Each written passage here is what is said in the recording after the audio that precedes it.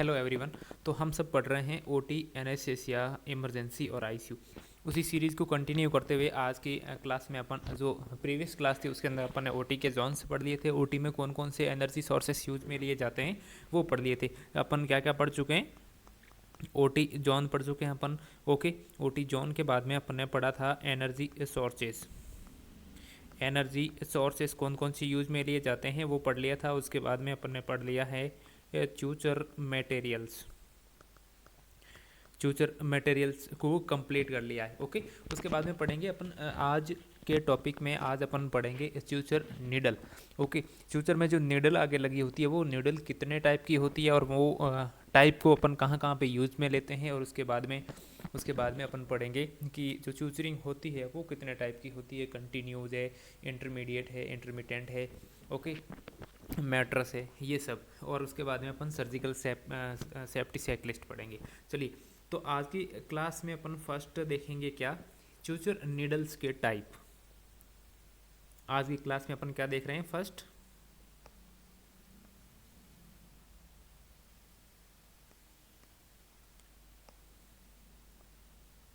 Future needle types.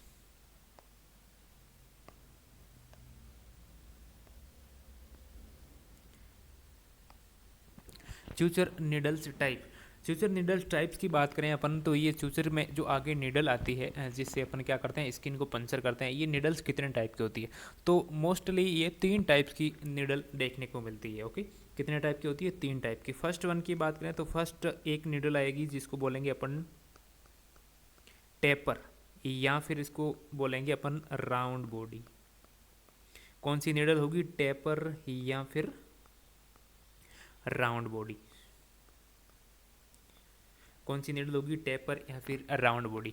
इसको कैसे identify करेंगे? जब फ्यूचर का जो रैपर आएगा या फिर जिसके अंदर फ्यूचर पैकेट आएगा, जो पैकेट होगा उसके अंदर टेपर या रैपिड को अपन कैसे आइडेंटिफाई करेंगे? उसके ऊपर पॉइंटेड पॉइंट या फिर एक सर्किल के अंदर पॉइंट का क्या होगा?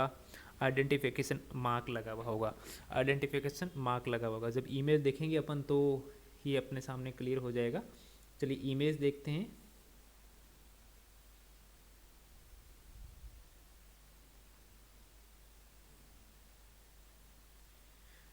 देखिए,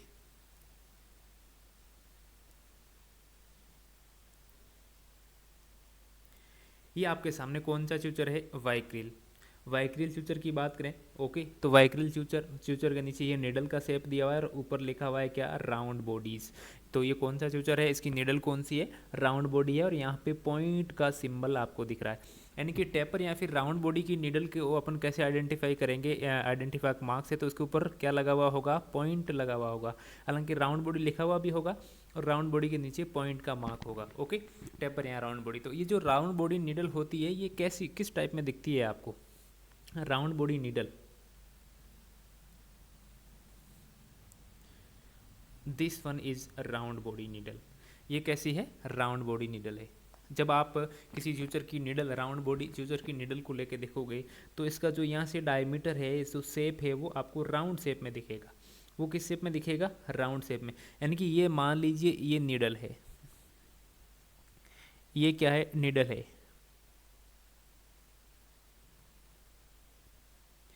ओके, अब इस नीडल को आप ऐसे ऐसे कट करोगे, सीधा हॉरिजॉन्टली वर्टिकल कट करोगे इस नीडल को, तो इस नीडल का शेप आपको कैसा लगेगा?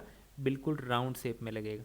बिल्कुल राउंड शेप में, जैसे कि पेन कैसे होती है? राउंड शेप में, उसी शेप में लगेगा। तो आप उसको क्या बोलेंगे? Round body needle. ओके, तो ये जो राउंड बॉडी नीडल होती है ये अट्रोमेटिक होती है क्योंकि बिल्कुल राउंड शेप में है।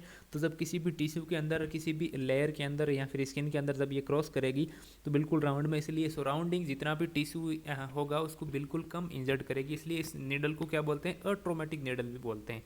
इस नीडल को क्या बोला जाता है? Atraumatic needle. It is it is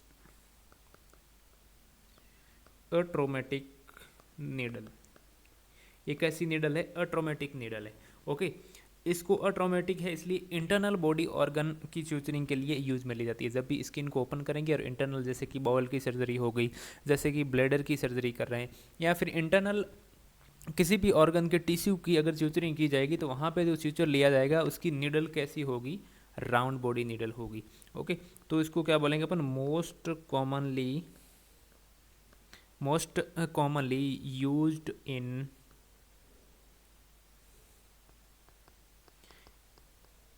internal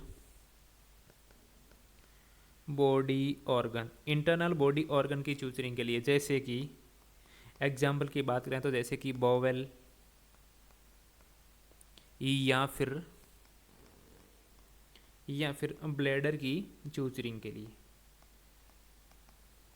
okay, तो इसका डायमीटर आप देखेंगे तो बिल्कुल राउंड शेप में दिखेगा, इसलिए इसको बोलते हैं round body. Okay, point mark से इसको आप आइडेंटिफाई करते हैं। बॉवल या फिर ब्लैडर या फिर इंटरनल बॉडी ऑर्गन की च्यूचरिंग के लिए इसको क्या किया जाता है, यूज में लिया जाता है। नेक्स्ट टाइप देखेंगे, नेक्स्ट टाइप तो वो कौन सा होगा, कन्वेंशनल कटिंग, या फिर इसको क्या बोलेंगे अपन, cutting needle.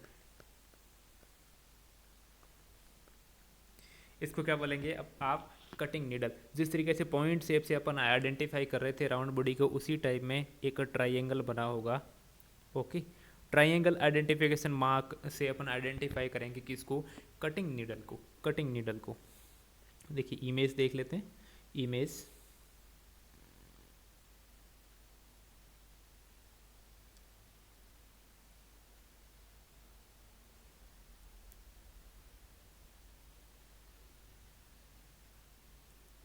This one is cutting चूचर।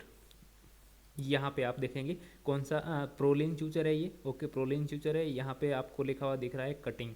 Cutting के नीचे आपको यहाँ पे कौन सा आइडेंटिफिकेशन मार्क, क्या शेप बना हुआ है, बिल्कुल ट्राइंगल शेप बना हुआ है। तो ये कौन सा है, कटिंग चूचर है। ये कौन सा चूचर है, कटिंग, उसके ऊपर ट्राइंगल बना हुआ होगा।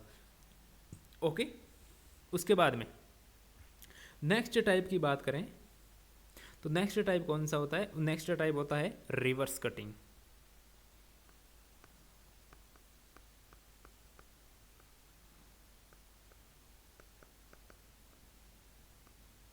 रिवर्स कटिंग के ऊपर अगर आप ये आइडेंटिफिकेशन मार्क देखेंगे तो उसके ऊपर उल्टा ट्राइंगल बना हुआ होगा। इसके ऊपर क्या होगा, उल्टा ट्राइंगल बना हुआ होगा रिवर्स कटिंग के ऊपर। रिवर्स कटिंग के ऊपर कैसा ट्राइंगल होगा, उल्ट्रा ट्राइंगल बना हुआ होगा। देखिए इमेज देख लेते हैं अपन, इमेज से आपको बिल्कुल साफ क्लियर हो जाएगा।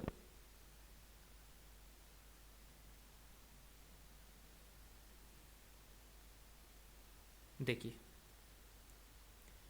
Image, this one is reverse cutting suture, reverse cutting, और यहाँ पे क्या है, उल्ट्रा ट्राइंगल बना हुआ है, उल्ट्रा ट्राइंगल। तो अगर आपको उल्ट्रा ट्राइंगल दिखे तो वो कौन सी निडल होगी, रिवर्स कटिंग। कटिंग निडल में आपको सीधा ट्राइंगल देखने को मिलेगा। ओके, अब कटिंग की निडल कैसी होगी, जिस टाइप में आपने देखा कि राउंड बॉडी में बिल्कुल राउंड शेप की निडल थी, उसको आपने बिल्कुल वर्टिकली काटा निडल को, तो ऐसी देखी। जबकि रिवर्स कटिंग में आपको निडल कैसी दिखेगी, उसके शेप की बात करूँ मैं तो इमेज एक आपके सामने मैं लेके आता हूँ, उससे आपको बिल्कुल क्लियर हो जाएगा। This one is,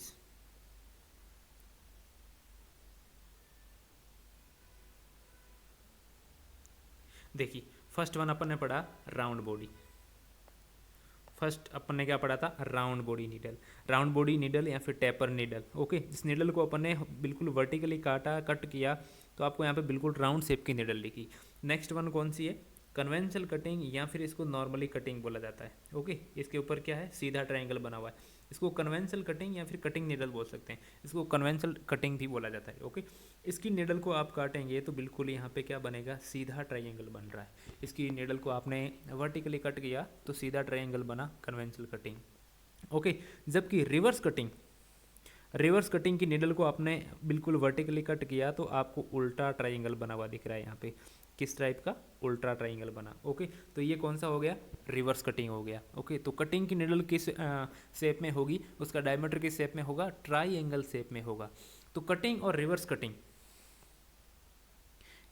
reverse cutting दोनों ही निडल कौन सी होती है, ट्रोमेटिक निडल होती है। इसको क्या बोलते हैं, बोथ आर ट्रोमेटिक। दोनों निडल कौन सी है, ट्रोमेटिक है, यानी कि जब भी ये स्किन से क्रॉस होगी तो इसके तीनों एंगल, जो तीनों एंगल होते हैं ये शार्प होते हैं। तो ये शार्प एंगल जो होंगे वो स्किन को क्रॉस करते टाइम स्किन में क्या लगाएंगे, कट लगाएंगे ये तीनों ही। तो स्किन को काटते हुए चीरते हुए निकलेंगे तो उसको क्या बोलेंगे अपन, ट्रोमेटिक नीडल। ओके, ये कहाँ पे यूज में ली जाती है, तो यूज फॉर टफ सरफेस, जहाँ से आप राउंड बॉडी की नीडल को पार नहीं कर सकते। तो ओके, टफ सरफेस होगी, लाइक जैसे स्किन हो गया, फेसिया हो गया, या फिर मसल्स हो गई, जहाँ से राउंड बॉडी नीडल आप क्रॉस नहीं कर सकते, आर पार नहीं ले जा सकते, वहाँ पे यूज़ करते हैं कौन सी, कटिंग या फिर रिवर्स कटिंग। ओके, तो यूज फॉर टफ सरफेस, कहाँ पे यूज़ करते हैं, टफ सरफेस पे। लाइक अगर एग्जांपल की बात करूँ, लाइक हो गया आपका skin, like fascia, like hard muscle. कहाँ कहाँ पे, स्किन हो गया, फेसिया हो गया, मसल, वहाँ पे कौन सी यूज़ करेंगे, रिवर्स कटिंग। चलिए नेक्स्ट नीडल का टाइप कौन सा होगा, तो उसको बोलते हैं साइड कटिंग या फिर स्पेचुलेटेड। नेक्स्ट कौन सा टाइप है, साइड कटिंग या फिर स्पेचुलेटेड।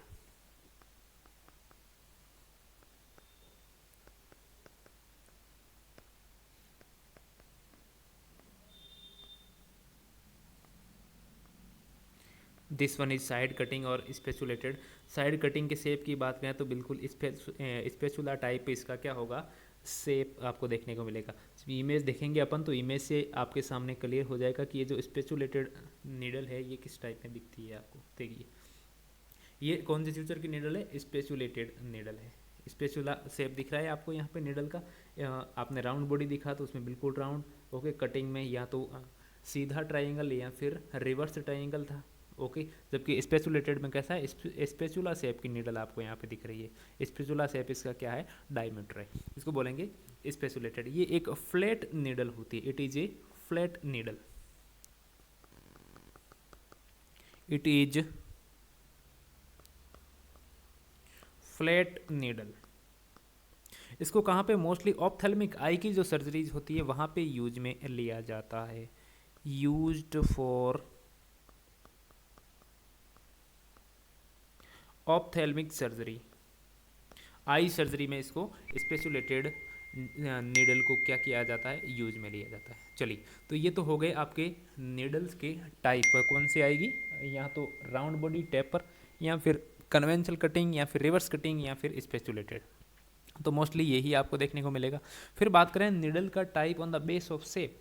जो निडल आप देख रहे हैं, ये जो शेप है, इस शेप के अकॉर्डिंग निडल कितने टाइप की होती है, इस शेप के अकॉर्डिंग निडल कितने टाइप की होती है उसकी बात करेंगे अपन। Okay, needle types.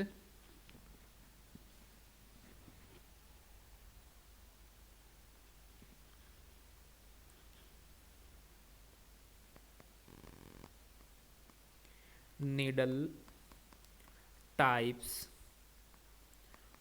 on the base of shape. Shape के अकॉर्डिंग निडल के कितने टाइप्स होते हैं। ओके, तो शेप के अकॉर्डिंग अगर निडल्स के टाइप की बात करूं मैं, तो first one is one half circle. आप एक क्या करते हैं, वन, जैसे कि मान लीजिए 180 डिग्री का आपने एक सर्किल बना दिया, ये पूरा सर्किल बनाओगे तो आपको सर्किल, पूरा सर्किल कितना बनता है, 360 डिग्री का। ओके, 360 डिग्री का ये सर्किल है, ये सर्किल है।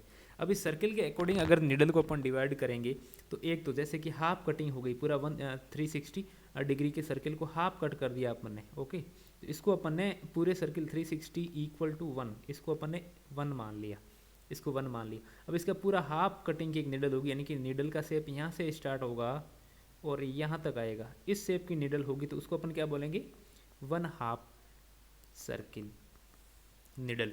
तो एक तो निडल कौन सी आएगी, एक तो निडल बिल्कुल हाफ कट है 360 डिग्री का, तो उसको बोलेंगे अपन 1 हाफ सर्किल, उसको क्या बोला अपन ने, 1 half circle. Okay, next type की बात करूं मैं, नेक्स्ट टाइप की बात करूं कि ये अगर इस सर्किल को 360 को अपन ने कितने टाइप में, ये 4 हो गया, फिर इसको अपन ने कितने 8 में, इसको 8 पार्ट में डिवाइड किया। ओके, एक ऐसी निडल, एक ऐसी निडल जो यहाँ से स्टार्ट हुई और इसने ओनली यहाँ तक के एरिया को कवर किया। ओके, यहाँ तक एरिया को कवर किया, कहाँ से यहाँ तक। तो इसने 8 पार्ट में से कितने पार्ट को कवर किया, 1 2 3, 1 2 3। तो ये कौन सी निडल हो गई आपकी, इसको बोलेंगे 3/8 सर्किल की निडल। ये कौन सी निडल हो गई, 3/8 सर्किल की निडल। ओके, 3/8 सर्किल की निडल हो गई, क्योंकि इसने 8 सर्किल में से ओनली 3 सर्किल्स को ही क्या किया, क्रॉस किया। नेक्स्ट वन की बात करूं मैं। ओके, नेक्स्ट वन की बात करूं मैं, तो इस एक ऐसी निडल जो यहाँ से स्टार्ट हुई है, ओनली इसने 2 ही पार्ट को क्रॉस किया है, यहाँ तक की निडल। तो ये तो निडल कौन सी हो गई, 1/4 सर्किल। ओके, इसने कितना सर्किल को कवर किया है, 1/4 एरिया को, क्योंकि अगर इस सर्किल को अपन 4 एरिया में डिवाइड करें तो इसने निडल ने एक सर्किल क्रॉस किया है। ओके, तो 4 में से एक सर्किल को क्रॉस किया, इसलिए 1/4 सर्किल की निडल। ओके, या फिर एक निडल आपकी यहाँ से स्टार्ट हुई और उसने पूरे छोटे छोटे सर्किल में से 5 सर्किल को कवर किया, तो उस निडल को क्या बोल दिया अपन ने, उस निडल को 1/8 सर्किल की निडल। ओके, तो according to the needle shape की बात करूँ तो इतने टाइप की निडल आएगी। ओके, इतने टाइप्स की क्या आएगी, निडल आएगी। चलिए,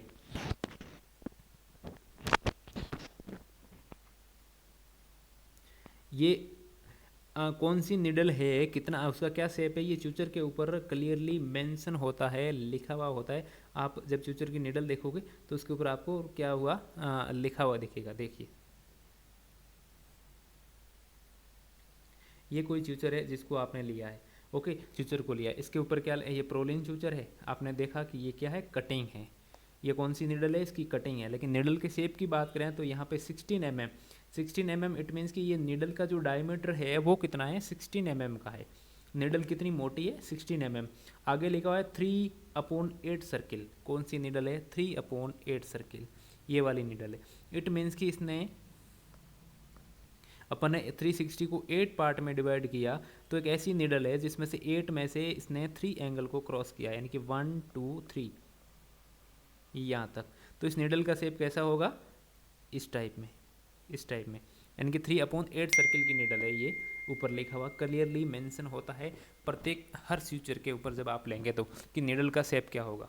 ओके, ठीक है। तो 40 का ये इसकी साइज है एंड 16 mm इसकी निडल का डायमीटर है, 3/8 इसका क्या है, सर्किल है। 1/2 सर्किल 3/8, 1/4 1/8 ये सर्किल की निडल आती है, ये निडल आती है। ओके, इसी टाइप में ये कौन सी है, 5/8 की। इसने क्या किया है,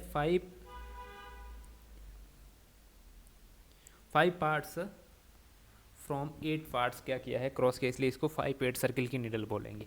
ओके, इसके अलावा एक और निडल आती है जे शेप की निडल। उसको कहाँ पे यूज में लेते हैं, mostly use in vaginal surgery. कहाँ पे यूज में लेते हैं, वेजाइनल सर्जरी में। एक और निडल आती है जिसको बोलते हैं कंपाउंड निडल।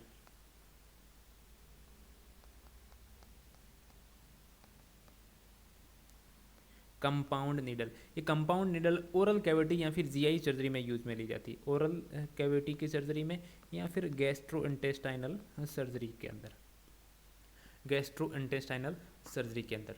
ओके,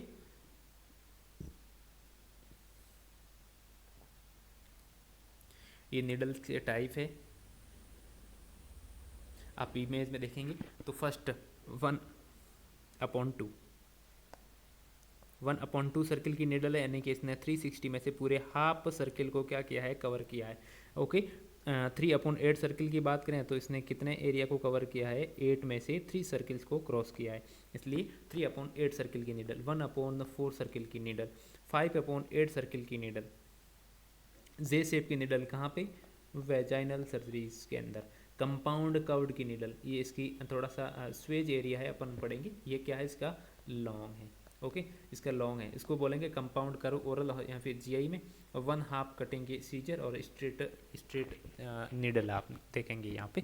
तो ये सब क्या है, निडल के टाइप हैं जो आप च्यूचरिंग या फिर च्यूचर को सेलेक्ट करते टाइम उसके ऊपर देखते हैं। सर्जन कभी भी पूछ सकते हैं कि इसकी नीडल की जो कर्व्ड है वो कितना है, उसकी शेप क्या है नीडल की, तो आप क्या बताएंगे 1/2 है, या फिर 3/8 है, 1/4 है, 5/8 सर्किल की है, या फिर जे शेप की है।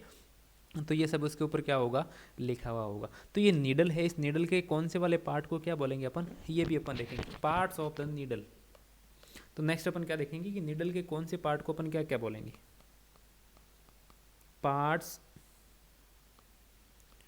Of needle.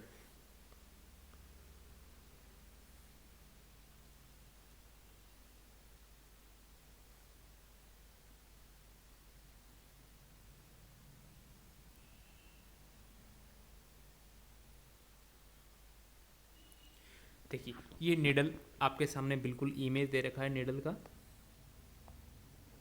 निडल का आपके सामने इमेज दे रखा है। ओके, इमेज लास्ट वाला पॉइंट, फाइन टिप, जहाँ से तीखा पॉइंट होता है, जहाँ से आप इंसर्ट करते हैं स्किन या फिर किसी टिश्यू के अंदर, उसको क्या बोला अपन ने, नीडल पॉइंट। इसको क्या बोला, नीडल पॉइंट। ओके, यहाँ पे ये जो लेंथ यहाँ से स्टार्ट हो गई यहाँ तक की लेंथ, ये क्या है, किसी निडल की लेंथ है, ये निडल की बॉडी है। ओके, यहाँ से निडल की टिप से लेके जो जहाँ से च्यूचर अटैच होता है, जहाँ से थ्रेड अटैच होता है निडल से, उस पार्ट को क्या बोलते हैं, स्वेज। उस पार्ट को क्या बोला जाता है, स्वेज। उस स्वेज से लेके निडल के पॉइंट के बीच में जो लेंथ होगी उसको क्या बोलते हैं, कोड लेंथ। उसको क्या बोलते हैं, कोड लेंथ बोला जाता है। ओके, यहाँ पे पीछे च्यूचर मटेरियल अटैच है निडल से, और निडल के टिप पॉइंट से लेके स्वेज के बीच का डिस्टेंस है उसको बोलेंगे कोड लेंथ। ओके, जबकि कोड लेंथ के मिडल पॉइंट से लेके जो निडल बॉडी है उसके बीच की लेंथ को क्या बोलते हैं, निडल रेडियस। क्या बोलते हैं, निडल रेडियस। ओके, यानी कि निडल पॉइंट से लेके स्वेज के बीच के डिस्टेंस को क्या बोला, कोड लेंथ। और कोड लेंथ के मिड पॉइंट से लेके अपने निडल की बॉडी के बीच की लेंथ को क्या बोला, निडल रेडियस। ओके, और ये क्या है, निडल का डायमीटर है जो च्यूचर के ऊपर लिखा हुआ होता है, कितने mm की है, 36 mm की, 20 mm की। तो ये निडल का डायमीटर कितना होता है वो लिखा हुआ था। तो ये क्या है, निडल के पॉइंट है, ये निडल के अलग अलग पार्ट है। तो अब जब भी आप इस निडल को यूज करते हो, ओके, निडल होल्डर के साथ में, तो कहाँ से आपको होल्ड करना होता है, कहाँ से होल्ड करना होता है। तो इस निडल को अपन डिवाइड करते हैं 3 पार्ट में, this one, this one, this one, 3 part में डिवाइड किया। अगर आपको पूछे कि स्वेज से निडल होल्डर से कहाँ होल्ड करोगे, देखिए तो लिख लेते हैं अपन, ग्रेस्प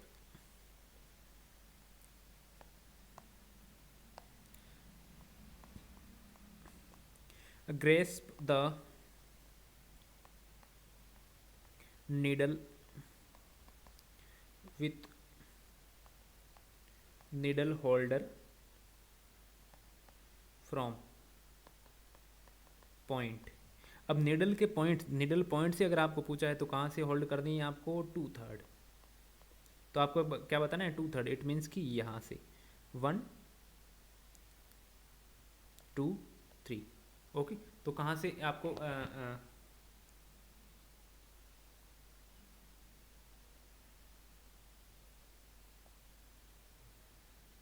कहाँ से आपको 2/3 एरिया से,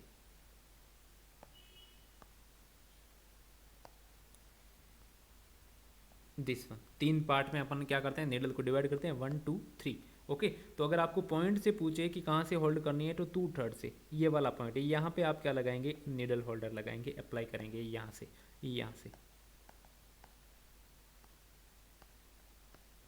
निडल होल्डर। ओके, तो पॉइंट से तो हो गया 2/3। अगर स्वेज से पूछ ले आपको, फ्रॉम स्वेज, स्वेज कौन सा पार्ट है, ये वाला पार्ट, तो फ्रॉम स्वेज पूछ ले तो कौन कितना होगा, 1/3, क्योंकि स्वेज से तो ये फर्स्ट एरिया ही है, तो यहाँ से कितना होगा, 1/3। तो अगर निडल होल्डर से निडल को होल्ड करने का पॉइंट अगर आपको पूछ ले तो फ्रॉम निडल पॉइंट 2/3 होता है, जबकि फ्रॉम स्वेज कितना होता है, 1/3।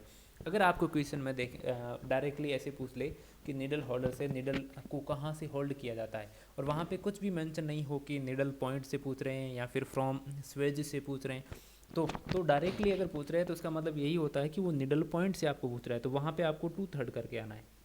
अगर स्पेशली मेंशन कर दे फ्रॉम स्वेज, यानी कि स्वेज से कहाँ से होल्ड करेंगे, तो आपको करके आना है 1/3।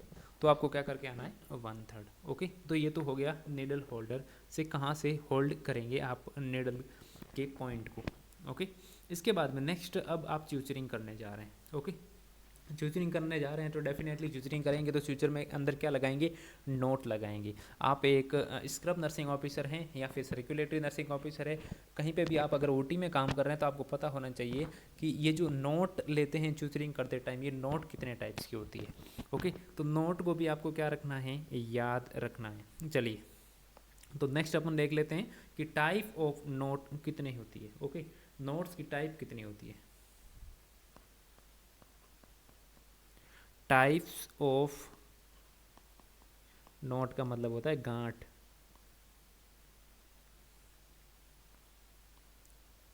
चलिए, फर्स्ट वन की बात करें तो फर्स्ट नोट का टाइप है आपका स्क्वायर या फिर रिफ नोट। स्क्वायर या फिर रिफ नोट।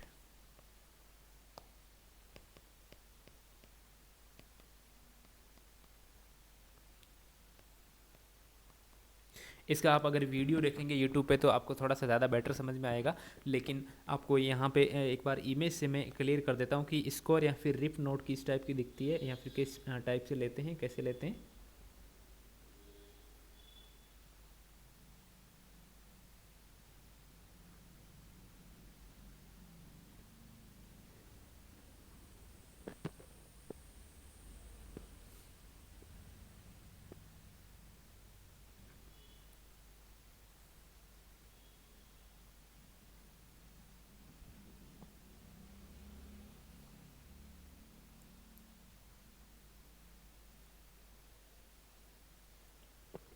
देखिए, ये है स्कोर या फिर रिप नोट। फर्स्ट वन आपको क्या करना है, दोनों स्यूचर, ये इधर वाली लेंथ है, अपोजिट साइड का स्यूचर की लेंथ है। ओके, दोनों साइड की जो स्यूचर के पॉइंट है उसको होल्ड करके एक दूसरे में अपोजिट में आपको एक गांठ लगानी। तो यहाँ पे कितना लूप बन रहा है, एक बन रहा है। ओके, फिर नेक्स्ट वन एक और लूप बना एंटी क्लॉकवाइज, यानी कि पहले क्लॉकवाइज लूप बनाया, फिर एंटी क्लॉकवाइज, फिर वापस फिर से क्लॉकवाइज लूप बनाया, फाइनली क्या लग गया, नोट लग गई। फाइनली क्या लग गई, नोट लग गई। तो यहाँ पे सिंगल लूप बना रहे हैं यहाँ पे, ये सिंगल लूप है, ये सिंगल लूप है, ये सिंगल लूप है। टोटल कितने लूप यानी कितनी गांठें लगाई आपने, 3 लगाई। पहले क्लॉकवाइज डायरेक्शन में, फिर एंटी क्लॉकवाइज और फिर से क्लॉकवाइज डायरेक्शन में। तो ये कौन सा नोट हो गया, स्क्वायर रिफ नोट। ये कौन सी हो गई, स्क्वायर रिफ की नोट। कैसे लगाई आपने, टाई इन। ये वीडियो आप अगर देखेंगे तो आपको बेटर समझ में आएगा थोड़ा सा। Okay, tie in clockwise direction with one loop, एक लूप के साथ में क्लॉकवाइज डायरेक्शन में। ओके, फिर नेक्स्ट क्या किया आपने, tie in anti clockwise direction with one loop, एक लूप के साथ में एंटी क्लॉकवाइज डायरेक्शन में एक बार फिर से क्या लगाया, लूप लगाया, नोट लगाई। फिर नेक्स्ट क्या किया, थर्ड में फिर से वापस आपने क्लॉकवाइज डायरेक्शन में एक और लूप लिया। Okay, tie in clockwise direction with one loop. Okay, one loop. तो ये कौन सी नोट हो गई यहाँ पे, स्क्वायर या फिर रिफ नोट। इसको क्या बोलेंगे, स्क्वायर नोट या फिर रिफ नोट। चलिए, नेक्स्ट नोट, अगली नोट पढ़ते हैं अपन। तो इसमें आपको इतना ही याद रखना है कि सिंगल लूप के साथ में क्लॉकवाइज, एंटी क्लॉकवाइज और क्लॉकवाइज 3 नोट लगाई जाती है। उसमें होता क्या है, ओनली सिंगल लूप होता है। Okay, single loop. Next type की बात करूँ मैं तो नेक्स्ट नोट का टाइप कौन सा होगा, जिसको अपन बोलेंगे सर्जन नोट। ये मोस्ट कॉमनली यूज में ली जाती है, ज़्यादा सिक्योर होती है, इसलिए इसको बोलते हैं सर्जन नोट। नेक्स्ट कौन सा है, सर्जन नोट, या फिर इसी को बोलते हैं सिक्योर नोट, क्योंकि ये ज़्यादा सिक्योर होती है और मोस्ट कॉमनली सर्जन द्वारा यही नोट यूज में ली जाती है। ओके, देखिए, इसका भी इमेज देखेंगे तो थोड़ा सा क्लियर हो जाएगा, बाकी तो अगर आप वीडियो देखेंगे तो शायद बेटर तरीके से समझ पाएंगे।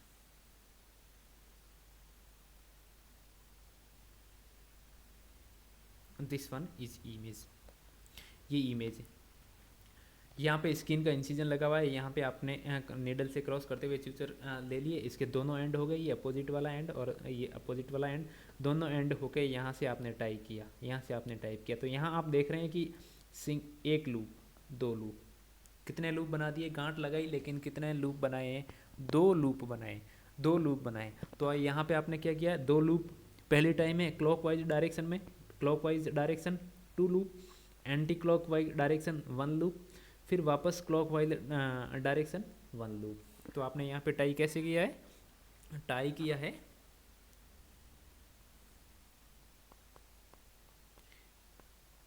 क्लॉकवाइज डायरेक्शन, लूप कितने लगाए यहाँ पे, टू लूप,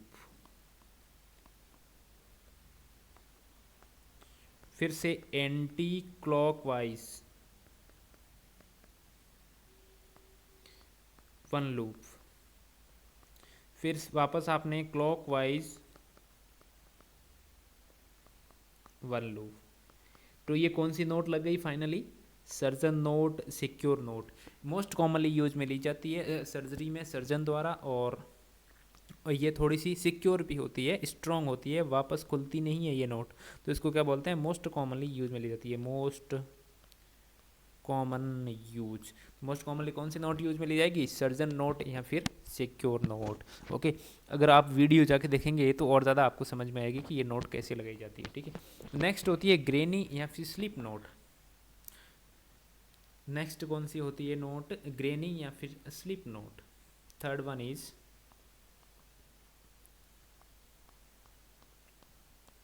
ग्रेनीज या फिर स्लिप नोट।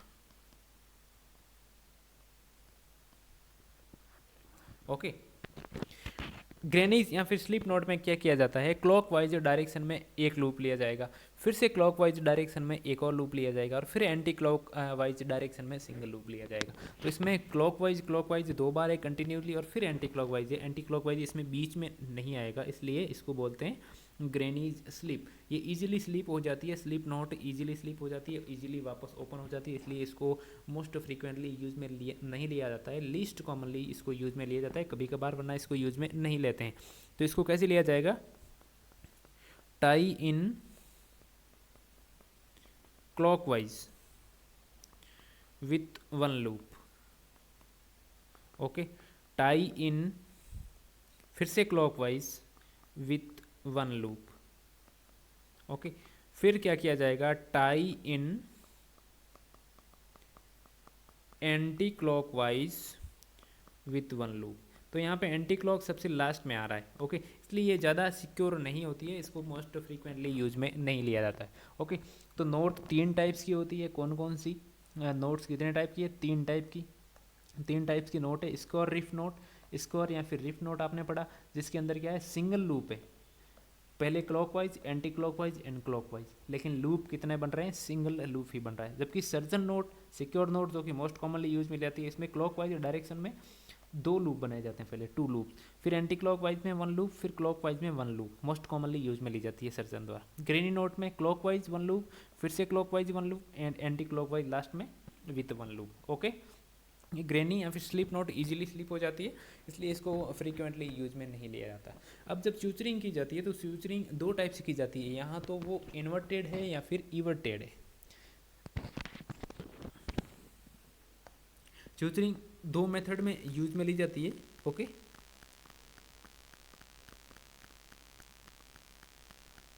फ्यूचरिंग आप देखेंगे तो दो टाइप में होगी, एक तो होगी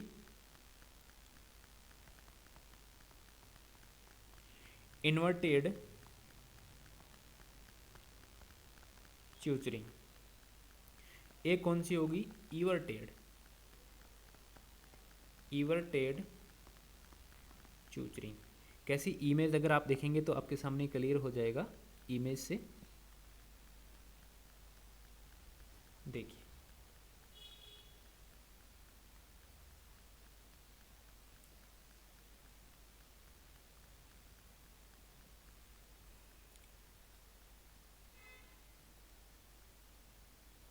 दिस वन इज इन्वर्टेड, ये इन्वर्टेड फ्यूचरिंग है। यहाँ पे ये आउटर सरफेस है, एनवायरमेंटल सरफेस पे ये क्या है, इनर सरफेस है। ओके, यहाँ पे जो एजेज है, वुंड एजेज है, वो कहाँ पे इन्वर्ट हो रहे हैं, इनसाइड में, बॉडी के इनसाइड में। यहाँ पे आउटसाइड में आपको वुंड एजेज या फिर स्किन एजेज नहीं दिख रहे हैं। ओके, तो ये वाला जो टाइपिंग होता है सर्जरी का, यानी कि इन्वर्टेड च्यूचरिंग कहाँ पे की जाती है, बॉवेल च्यूचरिंग में। जीआई की सर्जरी में मोस्टली बॉवेल, आपके इंटेस्टाइन के दोनों पार्ट्स को कट करके दोनों पार्ट्स को आपस में जोड़ा जाता है। तो बॉवेल के जो साइड टू साइड जो लेयर होती है, जो एजेज होती है, उस एजेज को बॉवेल के इनसाइड में इन्वर्टेड करके फिर च्यूचरिंग की जाती है। तो ये कहाँ पे यूज मिली जाएगी आपको, अगर कोई पूछे तो क्या बताएंगे कि बॉवेल सर्जरी में, बॉवेल च्यूचरिंग में। कहाँ पे, बॉवेल च्यूचरिंग। जबकि इवर्टेड में क्या होगा कि मान लीजिए एक इस वुंड का एज ये, एक वुंड का एज ये है। ओके, ये आउटर एनवायरमेंट है, ये आउटर साइड है। तो यहाँ पे ये वुंड एजेस क्या हो जाएंगे, आउटसाइड में इवर्टेड हो जाएंगे, और यहाँ पे क्या किया जाएगा, च्यूचरिंग की जाएगी। तो यहाँ पे वुंड एज क्या होंगे, है आउटसाइड में इवर्टेड हो गए। ये वाले च्यूचरिंग पैटर्न है, ये कहाँ पे यूज में लिया जाता है, मोस्टली जब स्किन सरफेस की च्यूचरिंग की जाती है। तो ये कहाँ पे यूज में लेंगे, स्किन च्यूचरिंग में। ओके, तो इन्वर्टेड च्यूचरिंग मेथड कहाँ पे, बॉवेल च्यूचरिंग में। इन इवर्टेड च्यूचरिंग मेथड कहाँ पे, स्किन च्यूचरिंग के अंदर यूज में लिया जाता है। तो ये भी आपको क्या करना है, याद रखना है। इसके बाद में नेक्स्ट पढ़ते हैं अपन टाइप्स ऑफ द च्यूचरिंग। च्यूचरिंग कितने टाइप्स की होती है।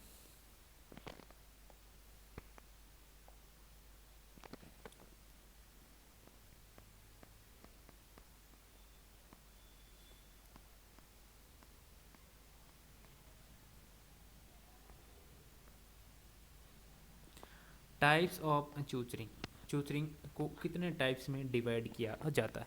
तो फर्स्ट वन, टाइप फर्स्ट की बात करें तो फर्स्ट एक च्यूचरिंग का मेथड या फिर टाइप होता है मैट्रस च्यूचरिंग। कौन सी च्यूचरिंग, मैट्रस।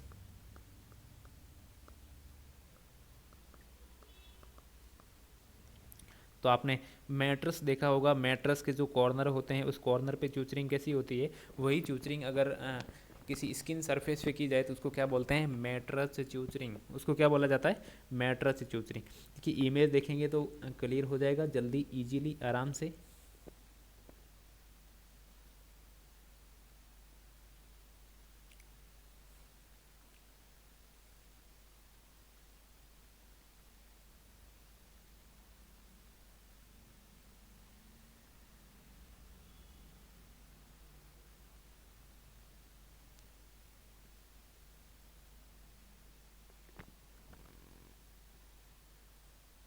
देखिए, ये जो इमेज में आपको दिख रहा है ये कौन सी च्यूचरिंग है, ये कौन सी च्यूचरिंग है, मैट्रस च्यूचरिंग है।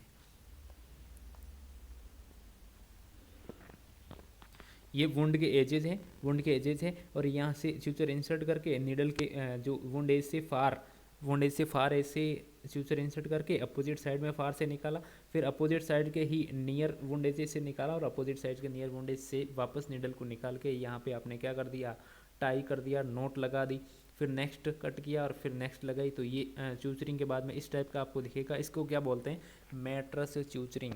ओके, तो कभी इमेज बेस देखे कि ये कौन सी टाइप है तो आपको बताना है ये कौन सी च्यूचरिंग है, मैट्रस च्यूचरिंग है। ओके, जिस तरीके से वो मैट्रस का कॉर्नर चिला हुआ होता है, च्यूचरिंग की हुई होती है, वही मेथड यहाँ पे यूज में लिया जाता है। ओके, मैट्रस च्यूचरिंग को फर्दर दो टाइप में डिवाइड किया जाता है, एक तो होती है वर्टिकल और एक होती है हॉरिजॉन्टल। एक तो होती है वर्टिकल और एक क्या होती है, हॉरिजॉन्टल। अब देखिए, ये वुंड एज है,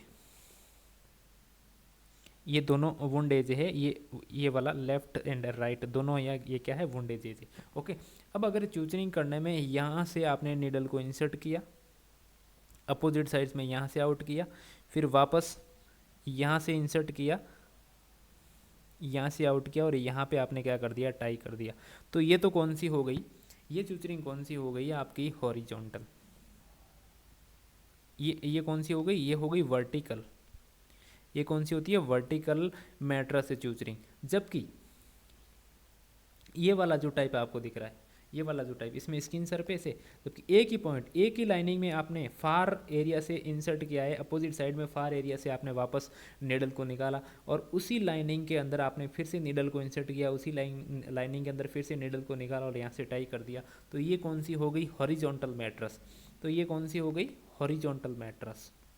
इतना डीप जाके आपको नहीं पूछेंगे, ओनली आपको मैट्रस च्यूचरिंग का टाइप या फिर इमेज देके कभी पूछा जाएगा तो ये पूछा जाएगा। तो आपको याद क्या रखना है, मैट्रस च्यूचरिंग। मैट्रस के फर्दर दो टाइप, एक वर्टिकल और एक हॉरिजॉन्टल। ओके, तो यहाँ पे ये जो मैट्रस च्यूचरिंग होगी ये की कैसे जाती है। ओके, तो हमेशा स्किन च्यूचरिंग करते टाइम आपको ये याद रखना है या फिर आपको पता होना चाहिए, अगर सर्जन च्यूचरिंग कर रहा है तो भी, तो वुंड की डेप्थ जितनी होगी, ओके, वुंड की डेप्थ जितनी होगी इतना ही स्किन एज से दूर निडल को इंसर्ट किया जाएगा। कैसे, देखिए स्किन की मोटाई, ये क्या है, स्किन है, स्किन की ये क्या हो गई, यहाँ से डेप्थ है, दूसरी स्किन का एज क्या है, ये स्किन है, ये स्किन का एज है, और इसकी डेप्थ कितनी है, इतनी है। ये मान लीजिए स्किन की डेप्थ कितनी है, 1 सेंटीमीटर, 1 सेंटीमीटर। अब इन दोनों एज को च्यूचरिंग करना है आपको। च्यूचरिंग करते टाइम ये 1 सेंटीमीटर है, तो आपको यहाँ से वुंड एज से दूर जहाँ से निडल इंसर्ट करनी है, ये लेंथ भी यहाँ से ये एरिया भी कितना होना चाहिए, 1 centimetre away from the wound as.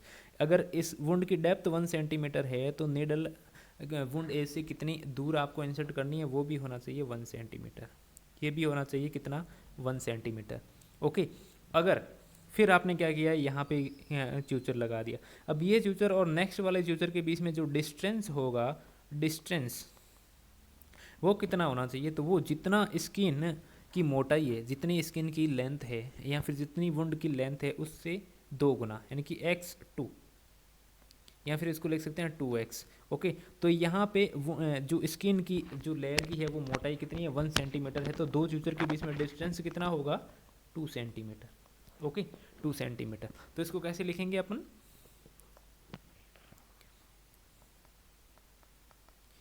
If wound depth is x centimetre, then tie should be away from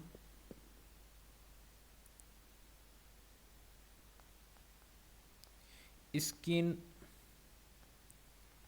incision, या फिर इसी को लिख सकते हैं स्किन एज कितना, x सेंटीमीटर। यानी कि स्किन की जितनी मोटाई जैसे कि 1 सेंटीमीटर हो गई, तो आपकी जो नीडल इंसर्ट करने का जो साइड होगी वो भी स्किन एजेस से या फिर इंसिजन साइड से कितनी दूर होनी चाहिए, 1 सेंटीमीटर दूर होनी चाहिए। ओके, और फिर लिखेंगे अपन between two suture gap should be 2x,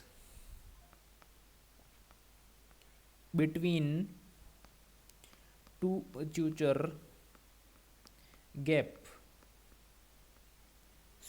should be 2x, 2x। यानी कि ये वाला च्यूचर, ये वाला च्यूचर, दो च्यूचर के बीच की जो डिस्टेंस है वो कितना होना चाहिए, 2x, वो होना चाहिए 2x। यानी कि जो स्किन की सरफेस या फिर स्किन की जो मोटाई है वो कितनी है, 1 सेंटीमीटर है, वो कितना है, 1 सेंटीमीटर है।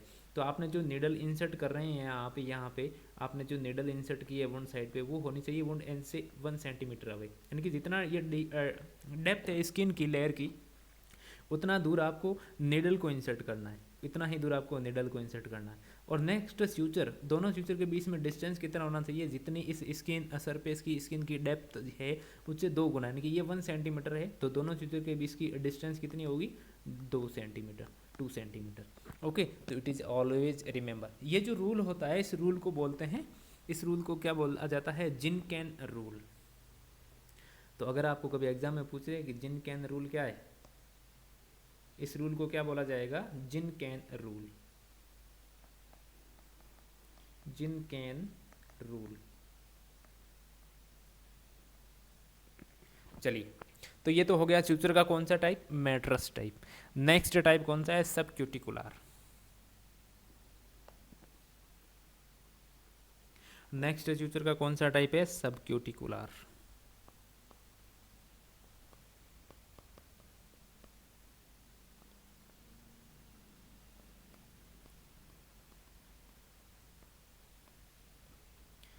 सब क्यूटिकुलर इमेज देखेंगे तो ज़्यादा क्लियर हो जाएगा। चलिए इमेज देख लेते हैं, सब क्यूटिकुलर च्यूचरिंग किस टाइप की दिखती है।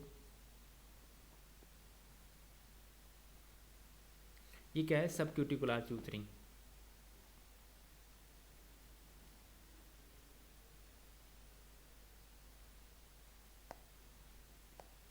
ये क्या है, सब क्यूटिकुलर चूचरिंग। यहाँ पे दो स्किन इंसिजन लगा हुआ था, स्किन वुंड था, इसके अंदर सब क्यूटेनियस लेयर में आपने क्या किया है, यहाँ से निडल इंसर्ट की और कंटिन्यूसली आपने चूचरिंग करते हुए यहाँ आए। यहाँ पे वुंड ओपन दिख रहा है आपको, लेकिन सब क्यूटिकुलर ही आप क्या कर रहे हैं, चूचर को पास कर रहे हैं, ओके, थ्रेड को पास कर रहे हैं। और जब कंप्लीटली आपने चूचरिंग कर दी तो आपको वुंड साइड किस टाइप में दिखेगी, इस टाइप में दिखेगी। यानी कि यहाँ पे आपको बिल्कुल ही क्लियरली आउटसाइड में, स्किन के आउटसाइड में जो थ्रेड मटेरियल या फिर फ्यूचर मटेरियल होगा वो आपको बिल्कुल विजिबल नहीं होगा, दिखेगा नहीं, क्योंकि आपने क्या किया है, सबक्यूटेनियस लेयर में चूचरिंग की है। यहाँ से निडल को इंसर्ट किया, सबक्यूटेनियस लेते हुए यहाँ से आउटसाइड आके यहाँ पे आपने क्या लगा दी, नोट लगा दी, टाई कर दिया, ओके। तो इस सबक्यूटेनियस लेयर में चूचरिंग हो रही है, आपको आउटसाइड विजिबल नहीं होगी। तो ये एक कंटिन्यूज चूचरिंग का टाइप है, it is a type of the continuous suturing, okay. ये यूज में इसलिए लिया जाएगा क्योंकि जब सबक्यूटेनियस आपने चूचरिंग कर दी तो स्किन वुंड जो अप्रोक्सीमेट तो हो गई, ओके, वुंड हीलिंग भी हो जाएगी। लेकिन जब कंप्लीटली हीलिंग होगी तो यहाँ पे जो चूचरिंग से स्कार का फॉर्मेशन होता है वो आपको नहीं दिखेगा, क्योंकि चूचरिंग तो आपने सबक्यूटेनियस लेयर में की तो स्कार का फॉर्मेशन नहीं होगा। इसलिए मोस्टली इसको कॉस्मेटिक सर्जरी में यूज में ली जाती है, क्योंकि इसका स्किन के ऊपर बिल्कुल मार्किंग नहीं होती है। तो ओके, तो it is a type of continuous suturing, it is a type of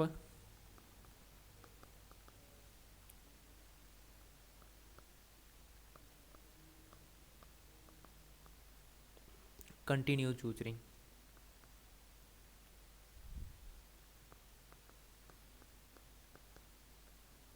advantage की बात करें तो नो और मिनिमल स्किन मार्क, या फिर इसको क्या बोलते हैं, स्कार, मिनिमल स्किन स्कार या फिर minimal skin mark. So use in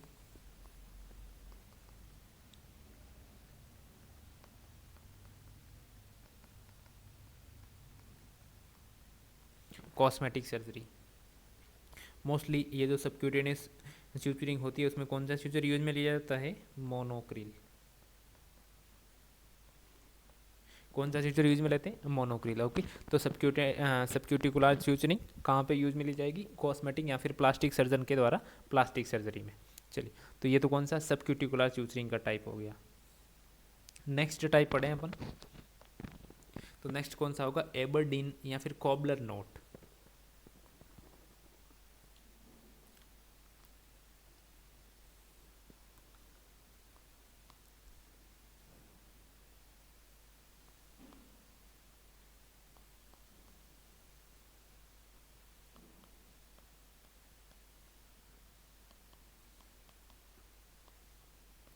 Aberdeen या फिर कॉबलर नोट, ये एक चूचरिंग का टाइप भी है और नोट का टाइप भी है।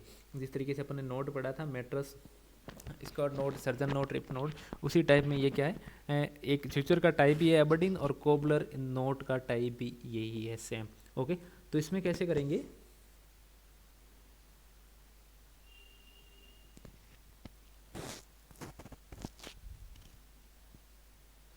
देखिए,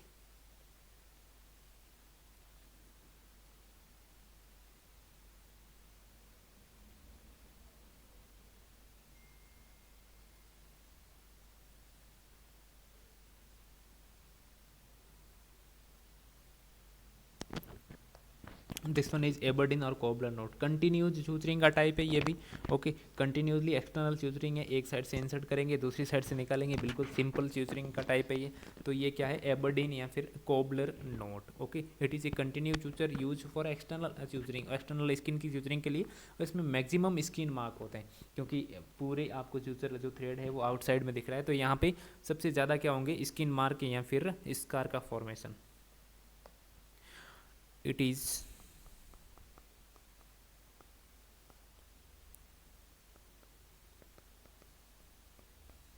continuous suture used for external suturing, okay. और इसके साथ में क्या होता है, मैक्सिमम स्किन मार्किंग। ओके, इसके साथ में मैक्सिमम स्किन मार्किंग आपको देखने को मिलती है। नेक्स्ट बात करूं तो नेक्स्ट च्यूचर का कौन सा टाइप होगा, रनिंग लॉक च्यूचरिंग। नेक्स्ट कौन सी होगी, रनिंग लॉक।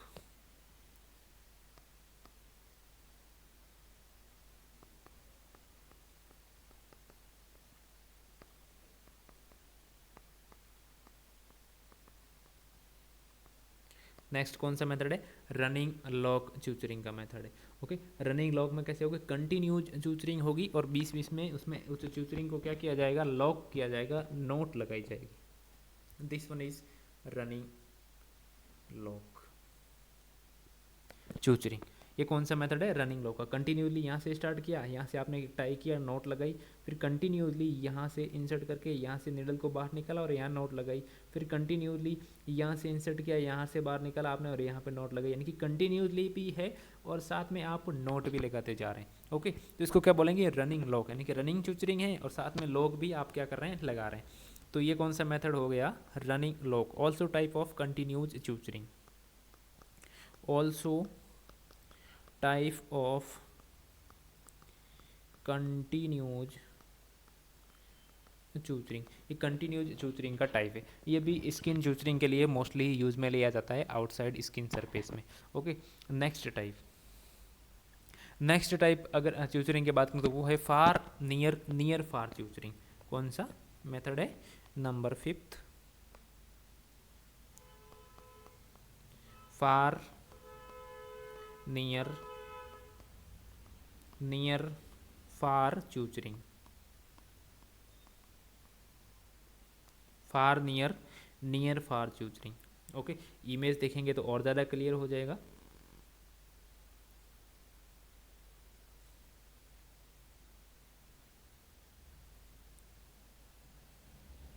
ये कौन सा मेथड है, ये कौन सा मेथड है, फार नियर, नियर फार च्यूचरिंग। ये दोनों स्किन के एजेस है, स्किन के साइड है, यहाँ से आपने फार साइड से क्या किया, नीडल को इंसर्ट किया, फार साइड से आपने क्या किया, नीडल को इंसर्ट किया यहाँ से।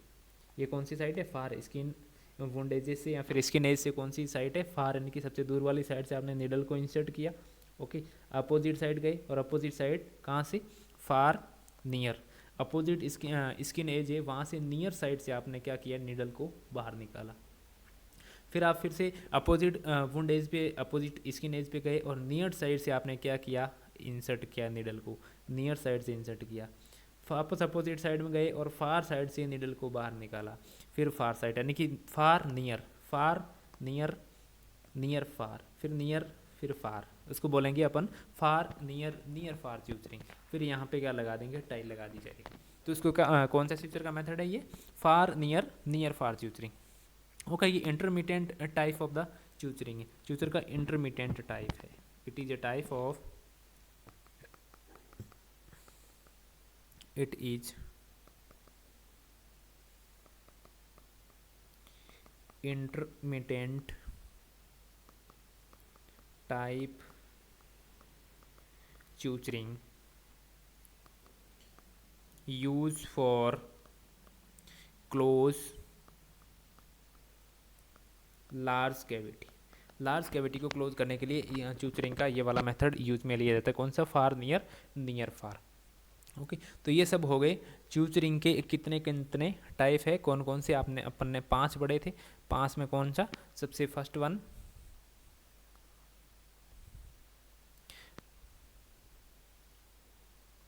First one is mattress suturing, first one is mattress suturing, second one is subcuticular suturing जिसमें मोनोक्रिल यूज में लेते हैं, third one is Aberdeen knot या फिर cobbler knot suturing, fourth one is running lock suturing and last one is far near, near far suturing, far near, near far suturing. Okay, इसके बाद में next पढ़ेंगे च्यूचरिंग के अलावा अगर किसी पेशेंट की जीआई ट्रैक्ट में या फिर बॉवल में, स्मॉल इंटेस्टाइन, लोअर इंटेस्टाइन में डिजीज पार्ट है, मान लीजिए कैंसर है, कोई ट्यूमर है और डिजीज पार्ट को, इंटेस्टाइन को कट किया जाता है, उसके पार्ट को जो अफेक्टेड पार्ट होता है कट किया जाता है और कट करने के बाद में बॉवल का जो एनास्टोमोसिस किया जाता है उसमें कुछ स्पेसिफिक इंस्ट्रूमेंट यूज में लिए जाते हैं। तो वो कौन कौन से, बॉवल एनास्टोमोसिस कैसे किया जाएगा। वैसे अपन ने पढ़ा था कि बॉवल एनास्टोमोसिस करने के लिए कौन सा च्यूचर यूज में लेते हैं, पीडीएस, जो लॉन्ग टाइम तक चलता है वो पीडीएस से भी करते हैं और कभी कभी प्रोलिन से भी किया जाता है। ओके, तो बॉवल एनास्टोमोसिस के लिए चूचर के अलावा कुछ इंस्ट्रूमेंट्स है, स्टेपलर्स है, उसको यूज में लिया जाता है।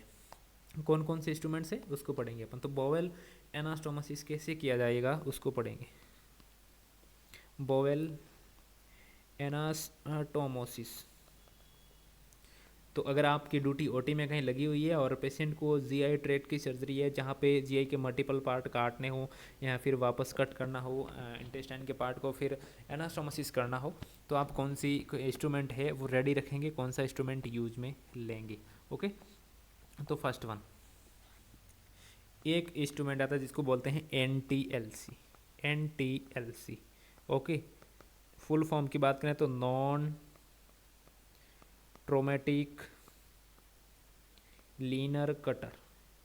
क्या है? Non traumatic linear cutter. अगर आप इसकी इमेज देखेंगे तो आपको इमेज में ये कैसा दिखेगा, this one is linear cutter, this one is NTLC। ये क्या दिख रहा है आपको इमेज में? NTLC। Okay, NTLC। अगर किसी use for the side by side anastomosis, इसको एनास्टोमोसिस करने के लिए भी यूज में लिया जाएगा, और अगर बॉवेल को नॉर्मली कट करना है तो भी यूज में लिया जाएगा। ये इसके दो पार्ट्स होते हैं, इसके बीच में जो बॉवेल, जैसे कि ये बॉवेल वाला पार्ट अफेक्टेड पार्ट है, यहाँ से आपको कट करना है, यहाँ से कट करना है और इसको रिमूव करना है। तो आप क्या करेंगे, इस स्टेपलर के अंदर यहाँ पे स्पेसिफिक कार्ट्रेज लगते हैं। ओके, कार्ट्रेज लगा के इस स्टेपल को यहाँ पे अप्लाई करेंगे, एक वाली प्रोंग ऊपर में, एक प्रोंग नीचे की साइड में, इसके बीच में आप बॉवेल वाले पार्ट को लेके इस स्टेपलर को क्या करते हैं, प्रेस करके यहाँ से हैंड पीस को फॉरवर्ड और बैकवर्ड मूवमेंट कराते हैं, तो ये स्टेपलर यहाँ पे अप्लाई हो जाती है और यहाँ से बॉवेल कट हो जाता है। फिर यहाँ से अप्लाई करेंगे, कट करेंगे और अफेक्टेड पार्ट को रिमूव करके इन दोनों पार्ट्स को एनास्टोमोसिस करने के लिए भी यही स्टेपलर यूज में ली जाती है। जैसे इमेज से, तो इसको यूज में, इमेज देखेंगे अपन तो आपको समझ में आएगा इसको यूज में कैसे लिया जाता है। Use for side by side anastomosis, use for side by side anastomosis.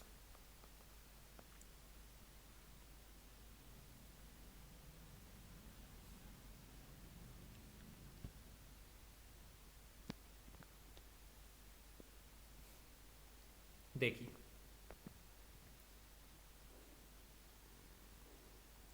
यहाँ पे ये NTLC है,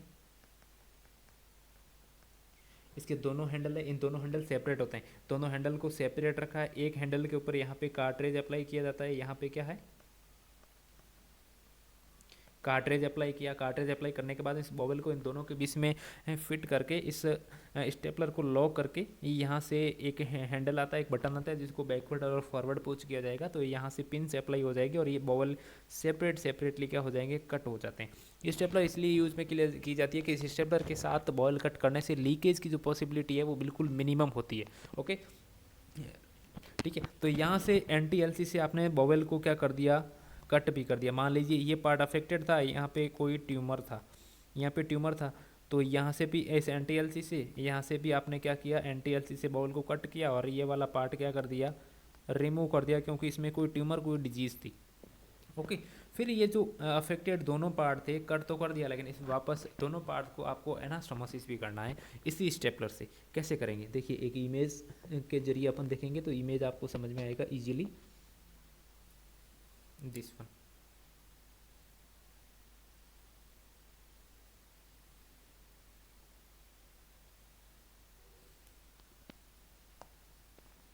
देखिए यहाँ पे तो NTLC से कट कर दिया गया, लेकिन यहाँ पे एनास्टोमोसिस क्या कर दिया गया, कंप्लीट कर दिया गया। अब एनास्टोमोसिस कैसे करेंगे, दोनों अफेक्टेड पार्ट को पास में लाया, दोनों में एक एक हॉल क्रिएट किया और स्टेपलर के दोनों प्रोंग को अलग अलग हॉल में क्या किया, अप्लाई किया और फिर स्टेपल अप्लाई कर दिया, तो क्या हो गया, एनास्टोमोसिस। कैसे, एक इमेज से मैं आपको बताता हूँ, इमेज से कि मान लीजिए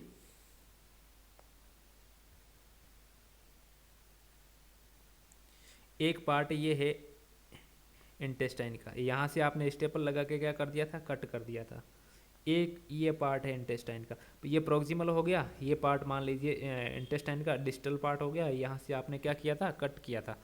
अब इन दोनों पार्ट को आपको क्या करना है, एनास्टोमोसिस करना है। ओके, तो यहाँ पे तो स्टेपलर लगी हुई है, तो यहाँ साइड बाय साइड है, यहाँ से आप क्या करेंगे, एक एक हॉल क्रिएट करेंगे।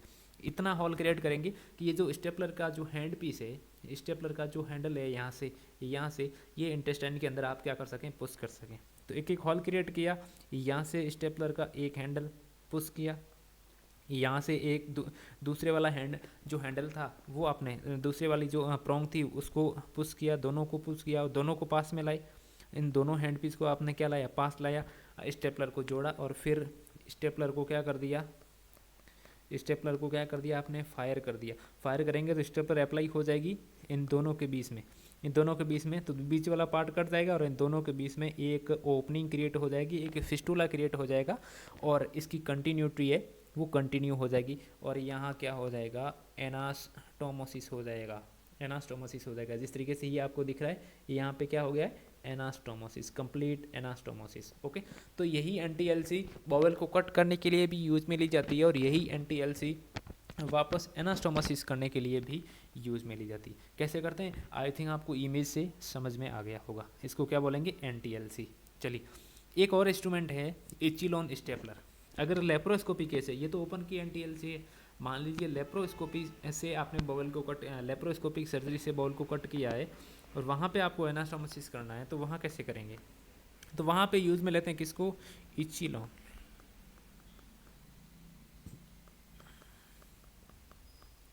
इचिलॉन स्टेपलर।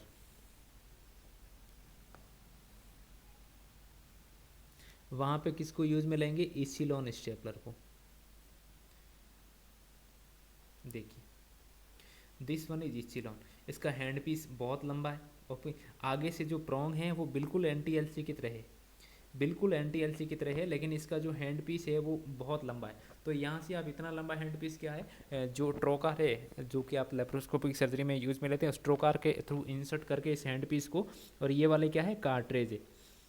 ये अलग अलग कार्ट्रेज आते हैं, अलग अलग कलर के आते हैं, बॉवल के लिए अलग आते हैं। ओके, और रेक्टम की सर्जरी कर रहे हैं तो, या फिर स्टमक की कर रहे हैं तो ये अलग अलग कार्ट्रेज यूज में ले जाते हैं। इतना डीप में अपने को नहीं जाना, लेकिन ये कार्ट्रेज यहाँ पे अप्लाई करके आप अगर लेप्रोस्कोपिक सर्जरी कर रहे हैं तो इसको यूज में ले सकते हैं, इसको यूज में लिया जाता है। तो इसको क्या लिखेंगे, used for side by side anastomosis in laparoscopic surgery, use for side by side anastomosis. उस एनटीएलसी की तरह इसे कट भी किया जा सकता है, ठीक है, side by side anastomosis in laparoscopic surgery.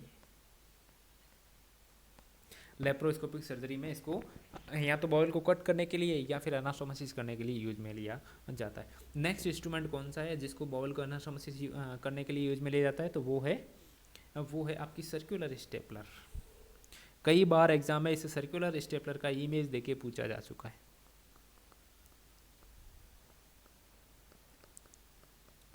Circular stapler, next one is circular stapler. where is the image, here you can see, here you can see the image of the circular stapler।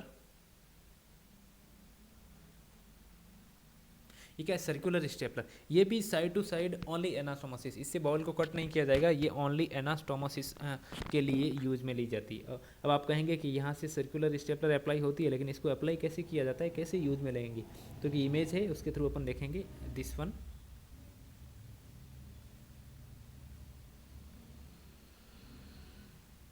देखिए lower अंटेरियर resection.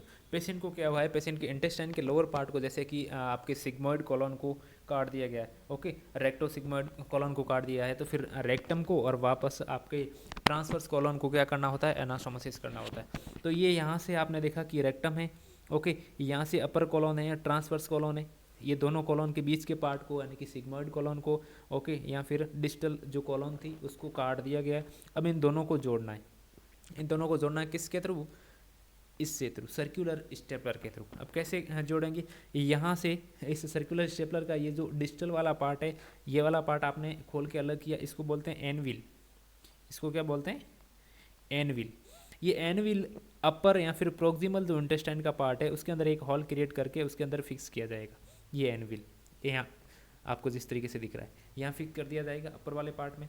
फिर lower में rectum, through the rectum इस stapler को insert किया जाएगा और इन दोनों के बीच में एनविल के अंदर इस दूसरे वाली जो स्टेपलर है इसके टिप को क्या किया जाएगा, स्क्रू की तरह यहाँ पे फिट किया जाएगा, फिक्स किया जाएगा इन दोनों को। जैसे ही इसको टाइट करते जाएंगे ये दोनों जो एजेज है वो क्लोज आते आते अप्रोक्सीमेट होते होते यहाँ पे क्या हो जाएंगे, ये जो एनविल है यहाँ से इंटेस्टाइन के पार्ट को कट करके ये दोनों के बीच में एक कम्युनिकेशन है वो कंटिन्यू कर देगा, वे बना देगा, रास्ता बना देगा।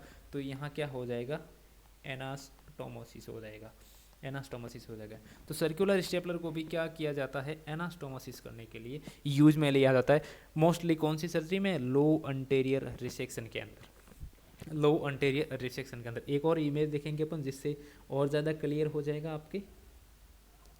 ये देखिए यहाँ पे आपको दिख रहा है कि यहाँ पे अपर एनविल वाला पार्ट है, ओके, एनविल वाला पार्ट है, यहाँ अप्लाई करके इन दोनों के बीच के पार्ट दोनों को कनेक्ट करके जैसे इसको टाइट किया जाएगा तो ये जो एनविल वाला पार्ट है, ये जो एनविल पार्ट है यहाँ से इंटेस्टाइन के पार्ट को कट करके, यहाँ से दोनों को कट करके इसके बीच में कम्युनिकेशन कंटिन्यू कर देगा, एनास्टोमोसिस हो जाएगा। ठीक है, तो इसको क्या बोलेंगे अपन, इसको क्या बोलेंगे अपन, circular stapler.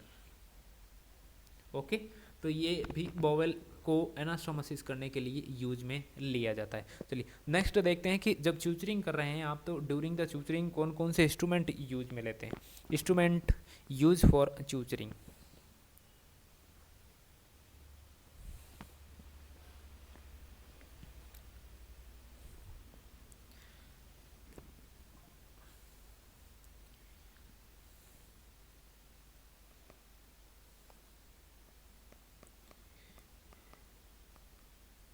Instruments use for suturing, suturing के लिए कौन कौन से इंस्ट्रूमेंट यूज में लेंगे। ओके, नंबर 1 फर्स्ट की बात करें तो सबसे पहले आपको क्या चाहिएगा, नीडल होल्डर। सबसे पहले आपको क्या चाहिए, नीडल होल्डर, नीडल को होल्ड करने के लिए नीडल होल्डर या फिर नीडल होल्डर राइडर।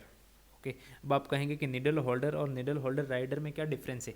देखिए इमेज अगर आप देखेंगे तो आपके सामने ये भी जो है वो क्लियर हो जाएगा। This one is needle holder,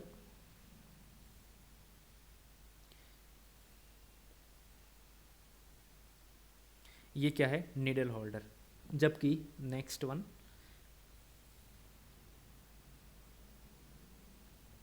this one is rider.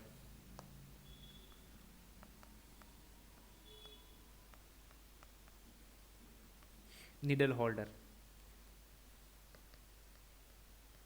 ये क्या है, राइडर। अब देखिए नीडल होल्डर में अगर नीडल बड़ी है तो नीडल होल्डर में आप इजीली होल्ड कर सकते हैं, लेकिन मान लीजिए आपके पास में 5-0 का च्यूचर आ गया, 6-0 का च्यूचर आ गया, ओके, या फिर 4-0 का च्यूचर आ गया। ये च्यूचर की जो नंबर बड़े हैं लेकिन इसकी नीडल बिल्कुल पतली होगी, साफ होगी, साइज में छोटे च्यूचर हैं, तो इस च्यूचर की नीडल को आप इस बड़े वाले नीडल होल्डर में होल्ड नहीं कर सकते। इसलिए आपको क्या चाहिए, फाइन नीडल होल्डर। तो ये जो राइडर है, इस राइडर के आगे की टिप आप देख रहे हैं कि एक साइड में ऐसे कट लगा हुआ है, यहाँ से कट लगा हुआ है और इसकी टिप है वो बिल्कुल पतली है, ओके, आगे से फाइन है, ये फाइन टिप है, ओके, फाइन टिप है। तो ये जो राइडर होता है ये स्मॉल साइज नीडल्स के लिए यूज में लिया जाता है। ओके, तो ये डिफरेंट हो गया किसके बीच में, नीडल होल्डर के बीच में और आपके नीडल होल्डर राइडर के बीच में। नेक्स्ट इंस्ट्रूमेंट कौन सा चाहिए, नेक्स्ट इंस्ट्रूमेंट कौन सा चाहिए आपको, नेक्स्ट वन इज फोर्सेप्स।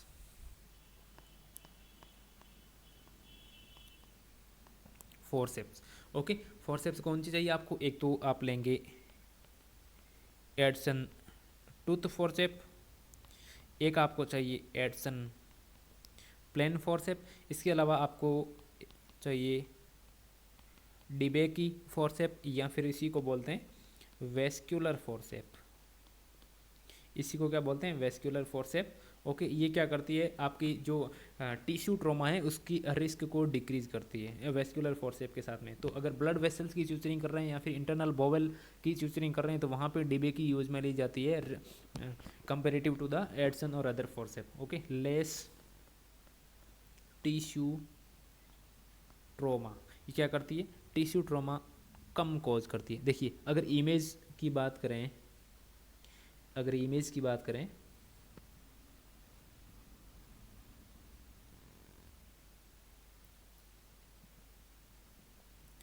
तो ये तो है आपके सामने एडसन।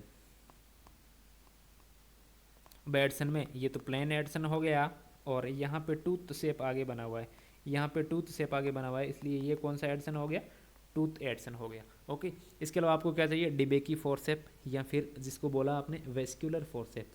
यहाँ आपको चाहिए डिबेकी या चाहिए वेस्क्यूलर, एक ही नाम है दोनों के। ये क्या है, डिबेकी।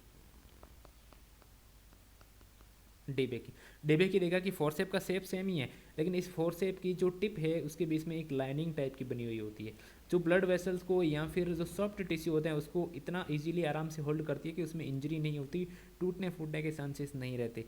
तो उसको क्या बोलते हैं, डिबेकी। ये मान लीजिए फोरसेप की टिप है और उसके बीच में ऐसी एक लाइनिंग बनी हुई होगी, उसको क्या बोलेंगे आप, डिबेकी फोरसेप। ओके, तो डिबेकी या फिर वस्क्यूलर फोरसेप, एक ही नाम है दोनों के। ये भी आपको रिक्वायरमेंट होती है ड्यूरिंग द च्यूचरिंग, अगर बॉडी के इंटरनल ऑर्गन की, इंटरनल टिश्यूज़ की क्या कर रहे हो, च्यूचरिंग कर रहे हो। ठीक, नेक्स्ट वन क्या चाहिए आपको, नेक्स्ट वन चाहिए आपको सीजर्स। और क्या चाहिए आपको च्यूचरिंग के लिए, सीजर्स। सीजर्स की टाइप की बात करें मैं तो आपको क्या चाहिए, सीजर्स की बात करें तो आपको क्या चाहिए, हो सकता है अगर कोई एक्स्ट्रा टिश्यू है काटने के लिए तो आपको क्या चाहिए, मेड्स सीजर। ये कौन सी सीजर है, मेड्स सीजर। एक्स्ट्रा टिश्यू काटने के लिए क्या चाहिए, Metz scissor, to cut body tissue, to cut body tissue. Okay, body tissue या फिर कहीं सॉफ्ट पार्ट है कोई बॉडी का तो soft part. Okay, body tissue या फिर बॉडी के सॉफ्ट पार्ट को कट करने के लिए कौन सी सीजर चाहिए आपको, मेड्स सीजर चाहिए। मेड्स के अलावा आपको चाहिए मायो सीजर।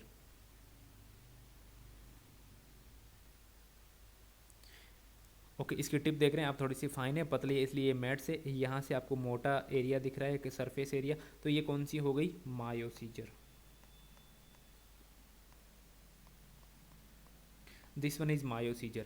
मायोसीजर को हार्ड या फिर डेंस टिश्यू को अगर कट करना हो तो इसकी रिक्वायरमेंट होती है, टू कट हार्ड और डेंस टिश्यू। हार्ड और डेंस टिश्यू को कट करना है तो मायोसीजर चाहिए आपको। कभी कभी जो स्यूचरिंग कटिंग के रूप में भी इसी सीजर को यूज में ले सकते हैं, तो it can also use for suture cutting, it can also use for suture cutting, यानी कि एज च्यूचर कटिंग भी इस चीज़र को यूज में ले सकते हैं। इसके अलावा और कौन सी चीज़र चाहिए आपको, और कौन सी चीज़र चाहिए, Potts scissor. Next one is Potts scissor. ये कौन सी चीज़र है, पोर्ट्स सीजर।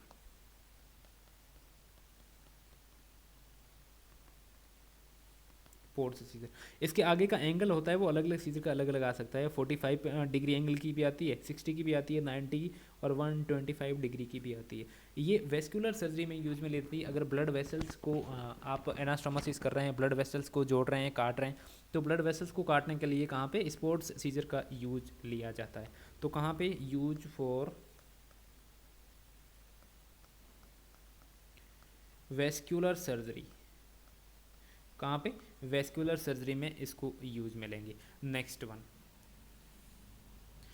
आपको कौन सी सीजर चाहिए, आयरिस सीजर।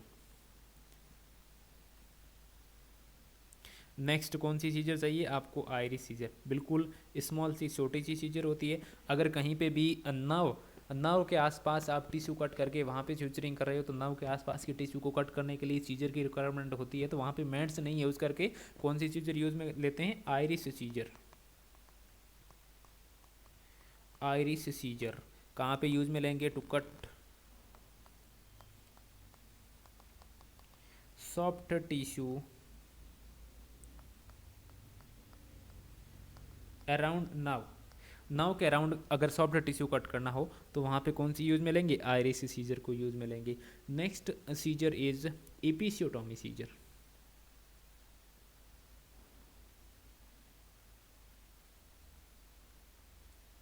ये कौन सी सीजर है, एपिसियोटोमी, आगे से कर्व्ड है और मायो की तरह इसका शेप है, तो ये कौन सी सीजर है, episiotomy. During the time of the delivery इसकी रिक्वायरमेंट होती है कहाँ पे, टू कट पेरिनियल एरिया या फिर एपिसियोटोमी के लिए। ये क्या कट करती है, टू कट पेरिनियल एरिया, इसी को बोलते हैं, इसी को बोलते हैं क्या, एपिसियोटोमी। तो कहाँ पे कौन सी सीजर चाहिए आपको, एपिसियोटोमी सीजर। अगर फ्यूचर कटिंग के लिए आपको ब्लेड नहीं ली है 12 नंबर की, यहाँ तो फ्यूचरिंग कटिंग के लिए 12 नंबर की ब्लेड अपन स्टार्टिंग में पढ़ा था, 12 नंबर की ब्लेड, और ब्लेड नहीं है तो फ्यूचर कटिंग निडल अलग से, फ्यूचर कटिंग जो सीजर है वो अलग से आती है। ये सीजर, इस टाइप की सीजर अगर आपको कहीं देखने को मिले तो ये कौन सी सीजर है, फ्यूचर कटिंग,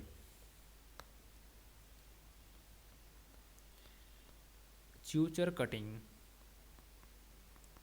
तो ये सीजर्स की रिक्वायरमेंट होगी अगर आप फ्यूचरिंग करते हैं तो सर्जन को। ओके, चलिए अब फ्यूचरिंग हो गई, फ्यूचरिंग को रिमूव करना है आपको, रिमूव करने के लिए कौन कौन से स्टेप्स फॉलो करने होंगे आपको और क्या क्या चाहिए। ओके,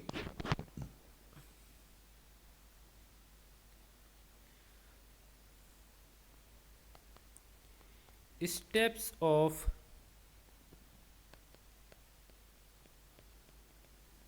रिमूविंग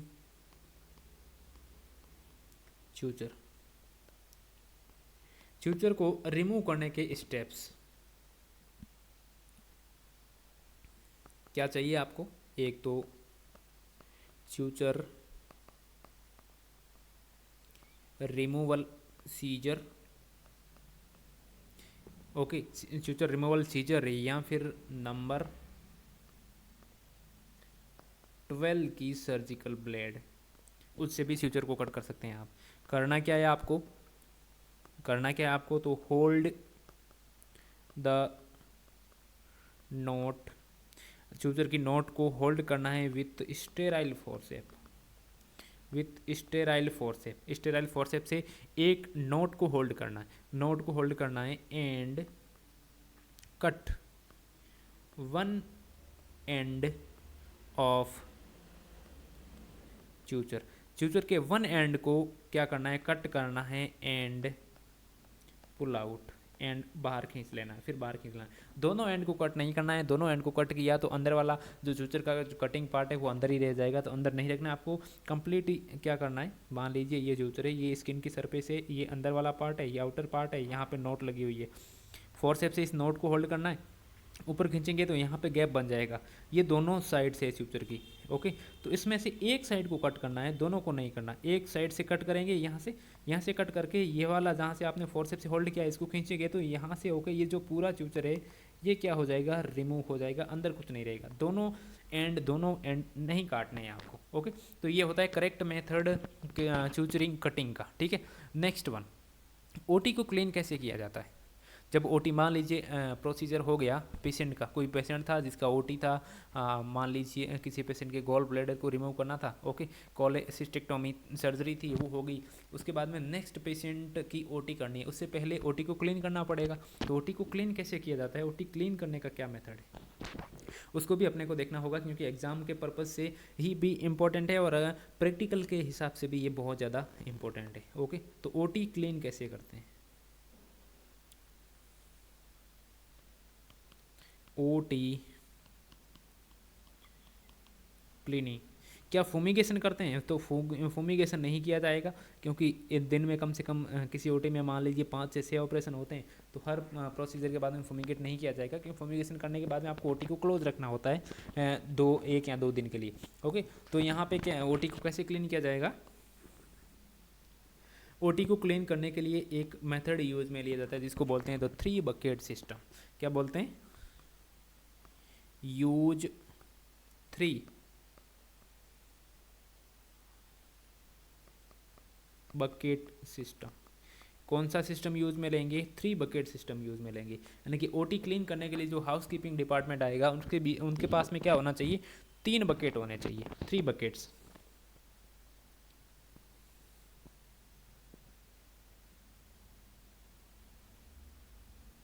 देखिए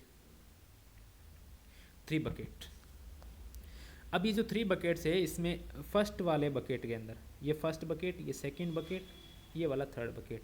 फर्स्ट बकेट के अंदर वॉश, ये क्लीन करने के लिए है ओटी के जितने भी ओटी टेबल हो गया, ओटी लाइट्स हो गई, ओके, ओटी का जो फ्लोर हो गया उसको क्लीन करने के लिए इसके अंदर वाटर के साथ में क्या मिला हुआ है, डिटर्जेंट।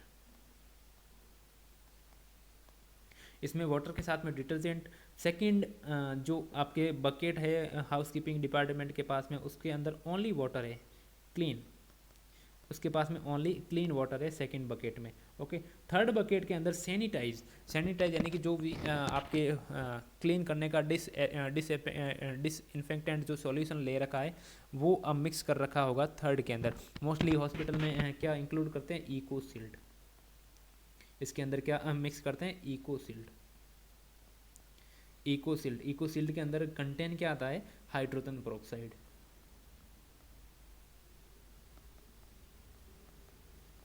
ओके। हाइड्रोजन पेरोक्साइड 11% के समथिंग आता है, okay.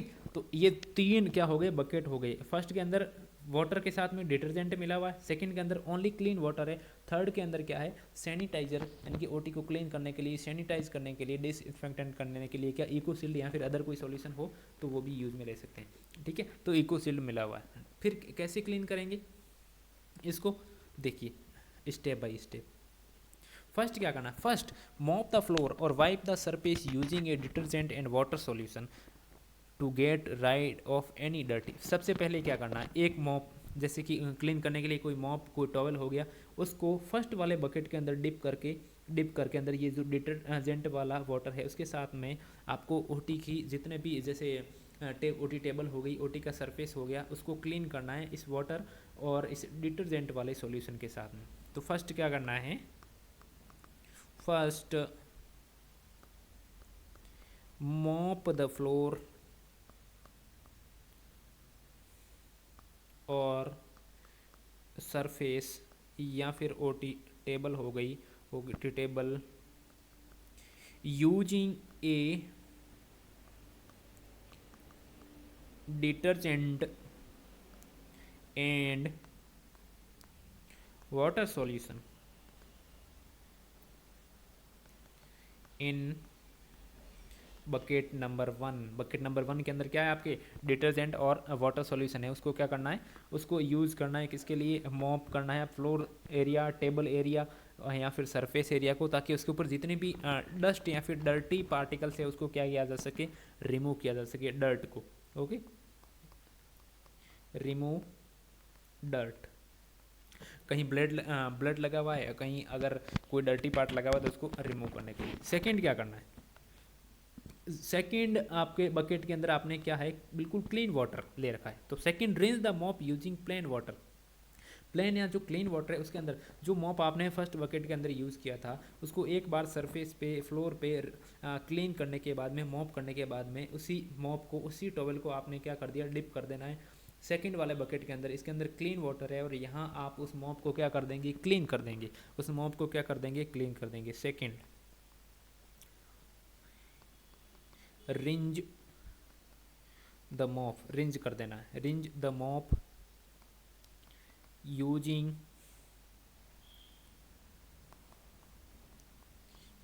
Plane water, plain water यानी कि बकेट 2 के अंदर। कहाँ पे है, बकेट 2 के अंदर, ओके। थर्ड क्या करना है, अब थर्ड आपके पास में थर्ड बकेट बचा जिसके अंदर आपने इकोसिल्ड मिक्स करके रखा है, ओके। तो थर्ड क्या करना है आपको, third once the floor dry, floor एक बार जो क्लीन किया है आपने, मॉप किया है, उसके क्लीन हो जाने के बाद में, फ्लोर ड्राई हो जाने के बाद में, mop it again, mop it using disinfectant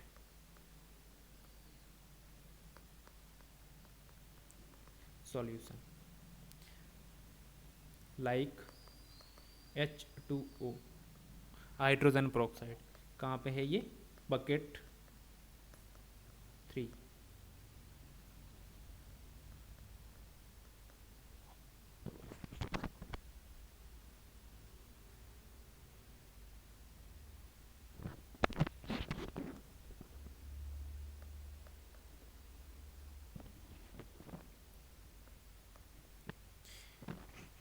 तो ये कौन सा हो गया आपका, ओटी को क्लीन करने के लिए थ्री बकेट सिस्टम आपने यूज़ किया। फर्स्ट में वॉश किया आपने डिटर्जेंट वाले वाटर के साथ में, सेकंड में क्लीन वाटर से आपने क्या किया, उससे टॉवल को उस मॉप को रिंच किया, थर्ड में आपने क्या किया, जो डिसइंफेक्टेंट सॉल्यूशन मिला हुआ था उसके साथ में आपने ओटी को एक बार फिर से मॉप किया, क्लीन किया, और ये हो गई कंप्लीटली एक ओटी क्लीन। और अब यूज़ कर सकते हैं आप नेक्स्ट केस के लिए।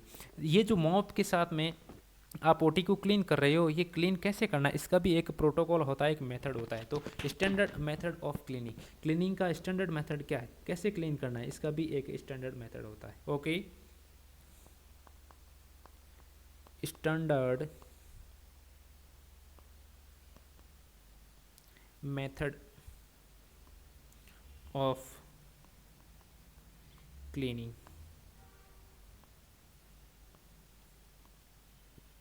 क्लीनिंग का स्टैंडर्ड मेथड क्या है। ओके, तो फर्स्टली क्या करना है, हमेशा आपको जब भी ओटी क्लीन करते हैं तो proceed from cleaner to dirtier area. सबसे पहले ओटी को क्लीन करते टाइम जब भी क्लीन कर रहे हैं तो जितना क्लीन एरिया है, क्लीन एरिया से स्टार्ट करना है, यानी कि लेस इन्फेक्शन से आपको मोर इन्फेक्शन की तरफ क्लीन करते हुए जाना है। कैसे,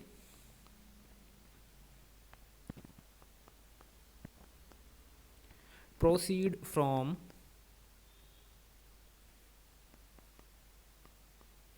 cleaner to dirtier areas, clean area से डर्टी एरिया की तरफ क्या करना है, क्लीन करना है। मॉर्निंग क्लीनिंग कर रहे हैं ओटी स्टार्ट होने से पहले, तब ये मेथड होता है, तब ये मेथड यूज में लिया जाता है। ओके, कैसे, मॉर्निंग क्लीनिंग, यानी कि किसी भी ओटी ऑपरेशन प्रोसीजर स्टार्ट होने से पहले morning cleaning should be from OT table to periphery.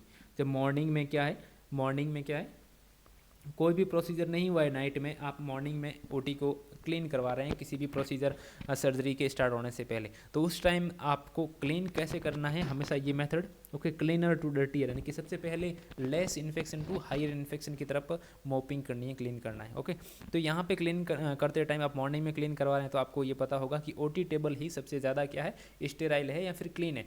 तो मॉर्निंग में केस स्टार्ट होने से पहले ओटी टेबल से पेरीफेरी की तरफ क्लीनिंग का जो डायरेक्शन है वो होना चाहिए। तो मॉर्निंग क्लीनिंग कैसे करवाएंगे, from OT table to periphery. Then inter case या फिर इवनिंग क्लीनिंग, यानी कि अगर केस चल रहा है या फिर एक केस एंड हो गया है और सेकंड केस लगाने से पहले ओटी क्लीन करवा रहे हो, या फिर इवनिंग के टाइम जब लास्ट केस हो गया और उसके बाद में ओटी क्लीन करवा रहे हो, तब मेथड क्या होगा, तब मेथड होगा, क्योंकि पहले मॉर्निंग में तो ओटी टेबल सबसे ज़्यादा स्टेराइल थी, लेकिन जब केस हुआ, ऑपरेट पेशेंट हुआ, तो ओटी टेबल के ऊपर हुआ, और ओटी टेबल के ऊपर ही सबसे ज़्यादा ब्लड स्पिल होगा। ओके, बॉडी का सॉल्यूशन स्प्लिड होगा, पेशेंट का जितना भी आपने बीटाडीन वगैरह कुछ भी यूज़ किया है, ड्रेसिंग वगैरह कुछ भी यूज़ किया है, जो ओके जितना भी स्प्लिलेज हुआ वो सबसे ज़्यादा ओटी टेबल के ऊपर होगा और सराउंडिंग एरिया में कम होगा। तो केस होने के बाद में या फिर इंट्रा केस, दोनों दो केस के बीच में जो स्पेस होगा वहाँ पे ओटी क्लीन करनी है, तो वहाँ पे आप कंसिडर करेंगे कि ओटी टेबल ही सबसे ज़्यादा क्या है, इन्फेक्टेड है, और साइड एरिया या फिर पेरिफेरल एरिया है वो क्या है, लेस इन्फेक्टेड है। तो अगर मॉर्निंग में कर रहे हैं क्लीन, तब तो ओटी टेबल सबसे ज़्यादा क्लीन है, तो आपको करना है ओटी टेबल टू पेरीफेरी। लेकिन इंटर केस या फिर लास्ट में इवनिंग टाइम क्लीन कर रहे हैं, तब आपको क्या करना है, पेरीफेरी टू ओटी टेबल, क्योंकि वहाँ पे पेरीफेरी एरिया है वो लेस कंटामिनेटेड है, लेस इन्फेक्टेड है, और ओटी टेबल है वो ज़्यादा इन्फेक्टेड है। ओके, तो inter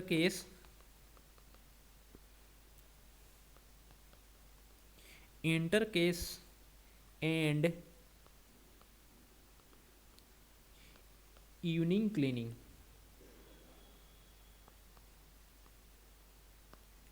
should be from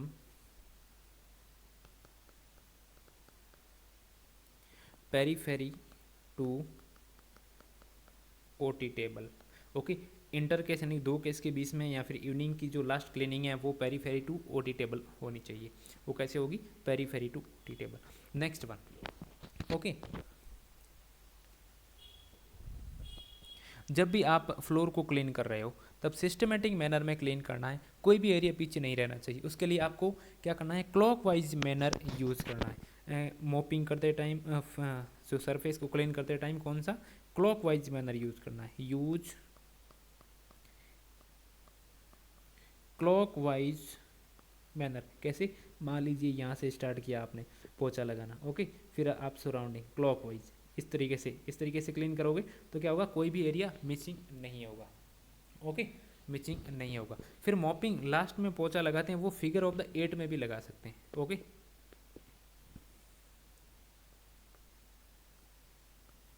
mop in figure of 8 figure में भी मॉपिंग कर सकते हैं, 8 फिगर में तो भी कोई एरिया है जो पीछे नहीं रहेगा, ओके। अगर बेड को, ओटी टेबल को क्लीन कर रहे हो तो सबसे पहले आपको क्या करना है, बेड रेल्स को खोलना है before bed leg. Bed leg को बाद में करेंगे क्योंकि बेड रेल है वो लेस इन्फेक्टेड है और बेड लेग है वो सबसे ज़्यादा इन्फेक्शन है, तो ये तो कंसिडर करना है, अंडरस्टूड होना चाहिए, ओके। चलिए, उसके बाद मान लीजिए कोई ओटी चल रही है या फिर प्री ऑप एरिया है या फिर पोस्ट ऑपरेटिव एरिया है, उसमें क्या हो गया, पेशेंट का कोई बॉडी फ्लूइड या फिर ब्लड है स्पिल हो गया, ओके। तो ये जो स्पिल मैनेजमेंट है ये कैसे करना है, मान लीजिए पोस्ट ऑपरेटिव एरिया में आप पेशेंट ओटी के बाद में पेशेंट को देख रहे थे, ओके, तो वहाँ पे जो पेशेंट का ड्रेनेज लगा हुआ था वो ओपन रह गया और उसमें से कुछ ब्लड स्पिल हो गया या फिर बॉडी फ्लूइड, कुछ बॉडी लिक्विड है वो स्पिल हो गया, तो उस स्पिल को मैनेजमेंट कैसे करेंगे, वो स्पिल एरिया को रिमूव कैसे करेंगे, स्पेशली स्पिल क्या होता है, ब्लड ही होता है मोस्टली ज़्यादा, तो ओके। तो ये जो स्पिल मैनेजमेंट है ये भी आपको आना चाहिए, स्पिल मैनेजमेंट।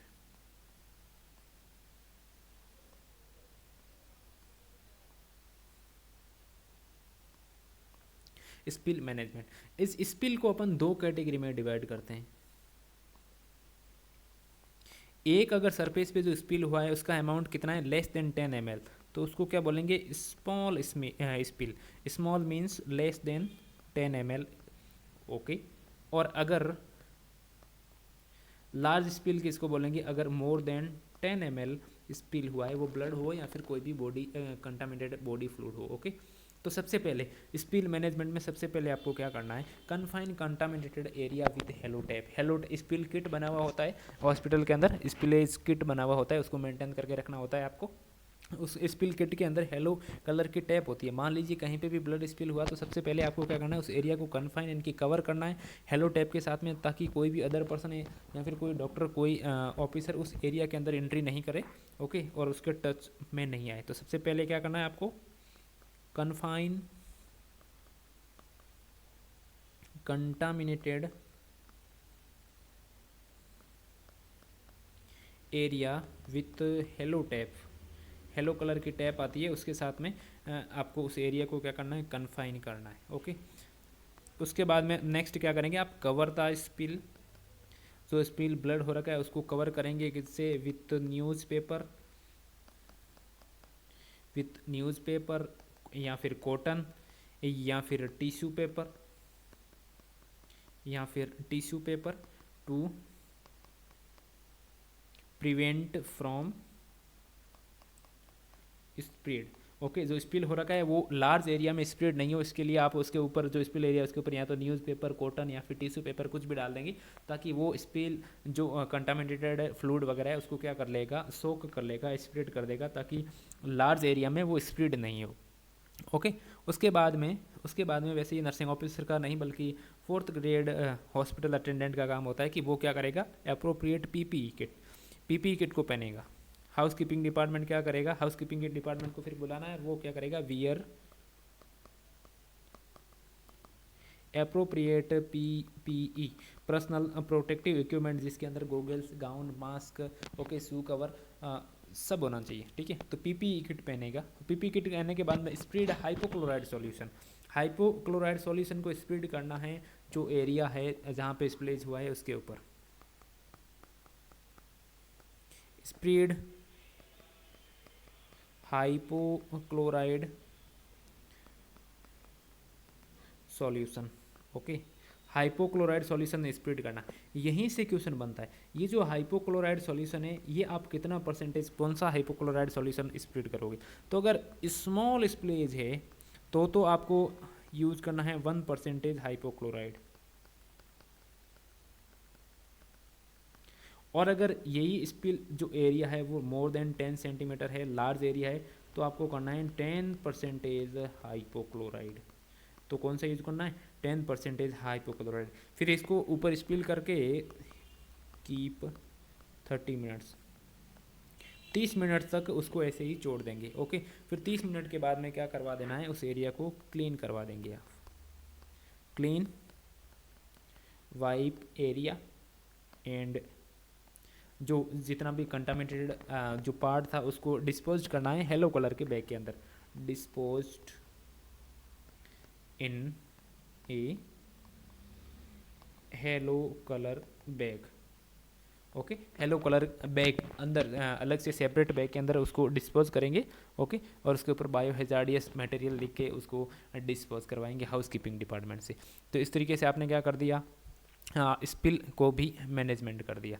उसके बाद में अगर आप ओटी के अंदर काम कर रहे हैं, मान लीजिए आप नर्सिंग सर्कुलेटरी ऑफिसर हो, या फिर आप पेरीफेरी नर्सिंग ऑफिसर हो, या फिर स्क्रब नर्सिंग ऑफिसर हो, या फिर पोस्ट ऑप नर्सिंग ऑफिसर हो, निडल स्टिक इंजरी होने के चांसेस बहुत ज़्यादा रहते हैं, स्पेशली ओटी एरियाज़ के अंदर, क्योंकि डायरेक्टली आप एक्सपोज होते हैं उस एरिया में। वैसे वार्ड में भी ये हाई रिस्क रहता है, लेकिन ओटी के अंदर मान लीजिए किसी स्टाफ को निडल स्टिक इंजरी हो गई, तो वहाँ पे फर्स्ट एड मैनेजमेंट क्या होता है, इसके रिगार्डिंग भी कई बार क्वेश्चन पूछा जा चुका है। ओके, तो needle stick injury,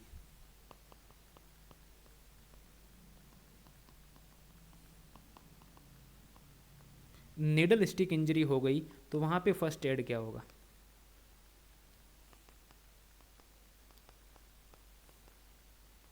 needle stick injury में फर्स्ट एड सबसे पहले क्या होना है, डू नॉट पैनिक। आपको घबराना नहीं है, बिल्कुल भी ऐसा नहीं है कि निडल स्टिक इंजरी होते ही आपको ट्रांसफ़र हो गया, एचआईवी हो गया, हेपेटाइटिस हो गया, ओके, या फिर कुछ और डिजीज ट्रांसफ़र हो गई, ऐसा नहीं है बिल्कुल भी। बहुत लेस चांसेस होते हैं। अगर किसी पर्सन को एचआईवी है और उसकी यूज़ की हुई निडल आपको टच हो गई है तो 300:1 ट्रांसफ़र के चांसेस होते हैं। ओके, हेपेटाइटिस बी में 30:1 होते हैं, और सबसे ज़्यादा किस में होते हैं, हेपेटाइटिस सी के अंदर 3:1, यानी कि 3% में से 1% को हो सकता है निडल से ट्रांसफ़र हो जाए हेपेटाइटिस सी। तो सबसे पहले तो पैनिक नहीं होना है कि पेशेंट पॉजिटिव है या फिर नहीं है, ये सोच के कि मुझे हो गया, ये हो जाएगा, ये हो जाएगा, तो panic, do not panic. Put the pricked finger in mouth और squeeze the wound to bleed it.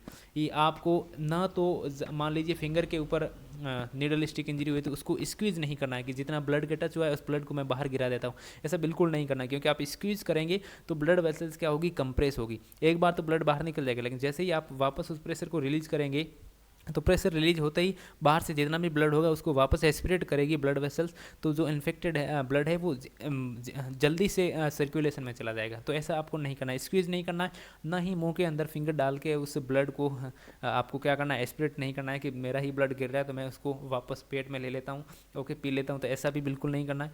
Okay, और आपको क्या करना है, इमीडिएटली उस वुंड को वॉश करना है। ओके, क्लीन वाटर के साथ में, प्लेन वाटर, रनिंग वाटर के साथ में, और वो सॉफ्ट वाटर यूज़ में ले सकते हैं सॉफ्ट वाटर के साथ में।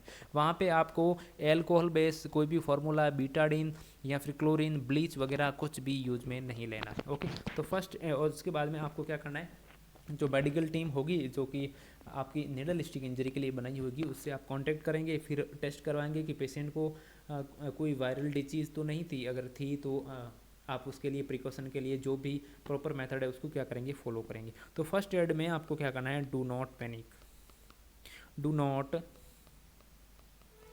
पैनिक, और put the pricked finger in mouth.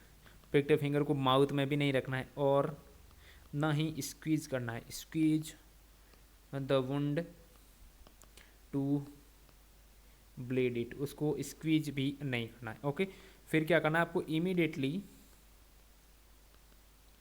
Immediately watch the wound